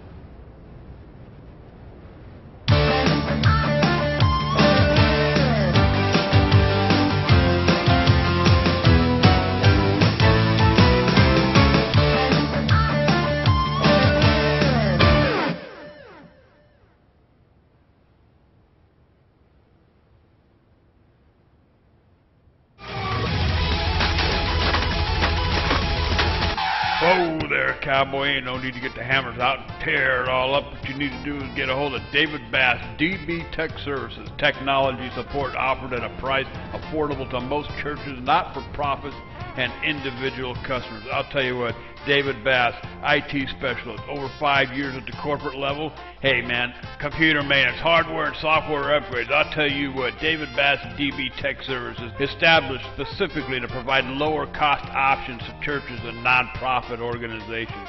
So put the hammer away, dude. Get a hold of David Bass, DB Tech Services, dbtechservice.com.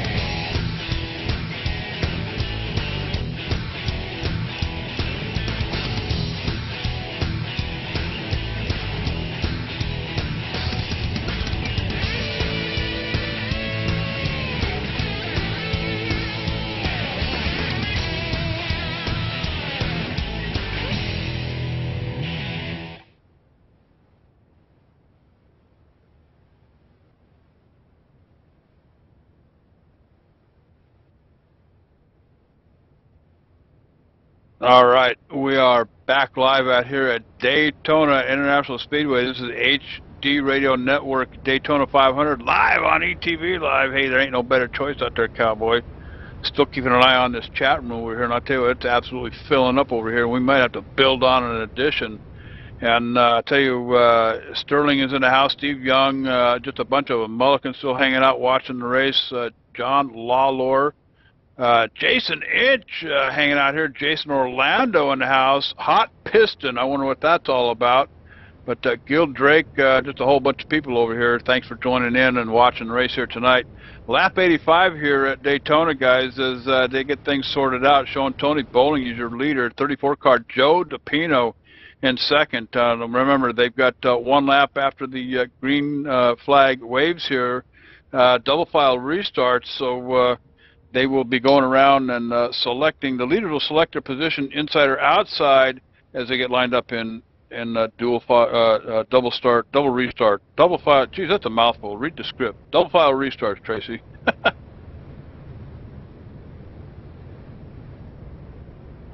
Oh, try to do 5 double restarts fast in a row, JD, and I tell you, you definitely get tongue-tied each time. But I kind of want to give a public broadcast announcement. If you see a squirrel running around with an ETV t-shirt, can you please return it to the booth? I think he went out for some Whataburgers. Whataburgers. I have no clue what that was about, dude. I'll tell you what, maybe I need to move to Illinois or Indiana or wherever John's from. That's got to be a Midwest thing. I don't know. Whataburger's one thing, but a Whata water and a Whata fry is another. And you got to watch out for them swarms of water bugs too, JD. Water bugs. All right, you know what? I'm gonna go in the back and take a nap for a while.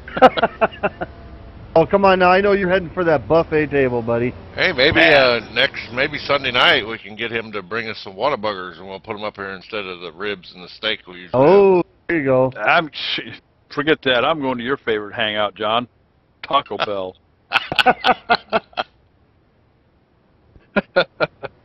All right. You know what? I can remember Tracy sitting up here. John and I are working on some project, and it's like 10 o'clock at my house, and It's got to be like 1 o'clock at his house. Like, I'll be right back. I'm going to Taco Bell. I'm sitting here looking at the clock. And I'm thinking, wait a minute. What? Well, they're still open at the drive-thru.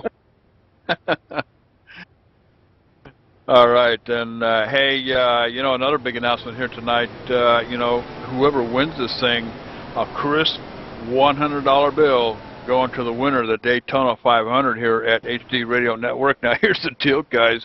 A lot of the drivers don't even know that's on the table. So, whoa, big checkup. We got a car around, JD. 18s around, got hit in the rear as there was a huge checkup on that start. You bet. I tell you what, the moment we went green, it took place, and of course Tony Bowling picking up the green flag there, but checkered flag coming out again here on lap 87, guys. So as they try to get things under control. And looks like John's got it pulled up on the E-Wine machine. John? Yeah, I got Treads working pretty hard tonight, guys. I threw him up there, and it looks like he just checks up, guys, and he gets hit by the pink car out there, and it spins him around. That's a good place for Kyle Busch, but that's really not Kyle Busch, so that's another story. But yeah, he slowed up for the checkup, and the car behind him didn't see him, and he seemed to have fell in a pothole down on the infield right past pit road. Pothole? Pothole? I thought they fixed that. Jerry? Jerry? Yeah? Do I look like Daytona Speedway track taker care, dude? Nope. I just passed memos.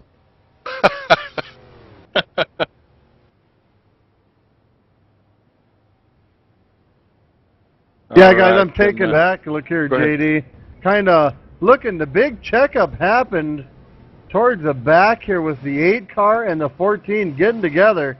He turned that 8 car to the outside of the wall. Looks like he's going to collect the 3 car of Kelly up there. And, yeah, just a big melee at that start, guys. The 8 car hitting the wall extremely hard. Queuing that up now, guys. See if we can see exactly what happened. Yeah, and you're exactly right. It looks like the 8 car just stopped. Well, actually, it was the car in front of the 8 car. It looked like just almost came to a dead stop, and the 8 car had nowhere to go. Just slid back up the track, tried to get out of the path of everybody, but by then it was too late, guys.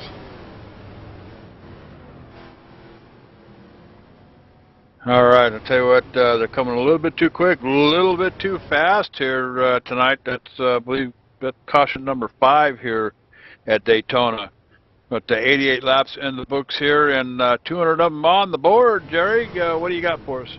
Man, I'm going to tell you what, JD and John and Tracy, I just want to throw a shout-out to my buddy Joe DePino in that 34. Pretty much suing his way to the front, man. What a heck of a race for this guy so far. A lot of suing, but he's getting there. A lot of suing. All right. All right, then I'll tell you what, pit road is open. I imagine they'll have a few takers come down pit road. Of course, Tracy, we know there's a couple of them down there as their crews waiting for them to get there with ball peen hammers and bearer bond. But I'll tell you what, things are happening out here at Daytona Speedway, and we're soon approaching that halfway mark here. And at lap 89, by lap 100, we're going to slam the door shut. And hopefully somebody has the pick of who is going to be the leader at the halfway point here at Daytona. And that's for one of those Viper SR 600 chairs, vipersr.com. Get on over there and take a look and see what that's all about. And to the winner tonight, thanks to Viper Technologies, a crisp new $100 bill for the winner. And I'll tell you what, a lot of neat things happening here at Daytona tonight, the HDRadionetwork.com. But Jerry or Tracy, 5 cautions here. We're seeing probably a lot of strategies going out the window because of these strategies. Crew chiefs busy up there on laptops trying to hook something up, come up with a different kind of a plan, talking to the spotters up there on the wall, up on the building, and you know, trying to put some new scenarios together. Yeah, I'm telling you, there actually a bunch of cars hit pit road, and as Jerry said, Joe DePino summoning his way to the front, to these guys to the rear. I just had to do that, JD. But he's running in second place, right behind that 45 Tony Bowling, and third is Sean Brown, JD. All right, then, I'll tell you what, the coming a little bit too quick, a little bit too fast here tonight at Daytona. All right, I tell you what, things are happening out here on the track. I believe this is caution number 5. We're going to go ahead and step away. We're going to take kind of an extended break here. I got to go check out the buffet table and get some refreshments. So I tell you what, sit tight, cowboy. Don't wander off. We'll be back here in just a little bit. So you're watching it live, ETV Live, the HD Radio Network, Daytona 500. We'll be right back.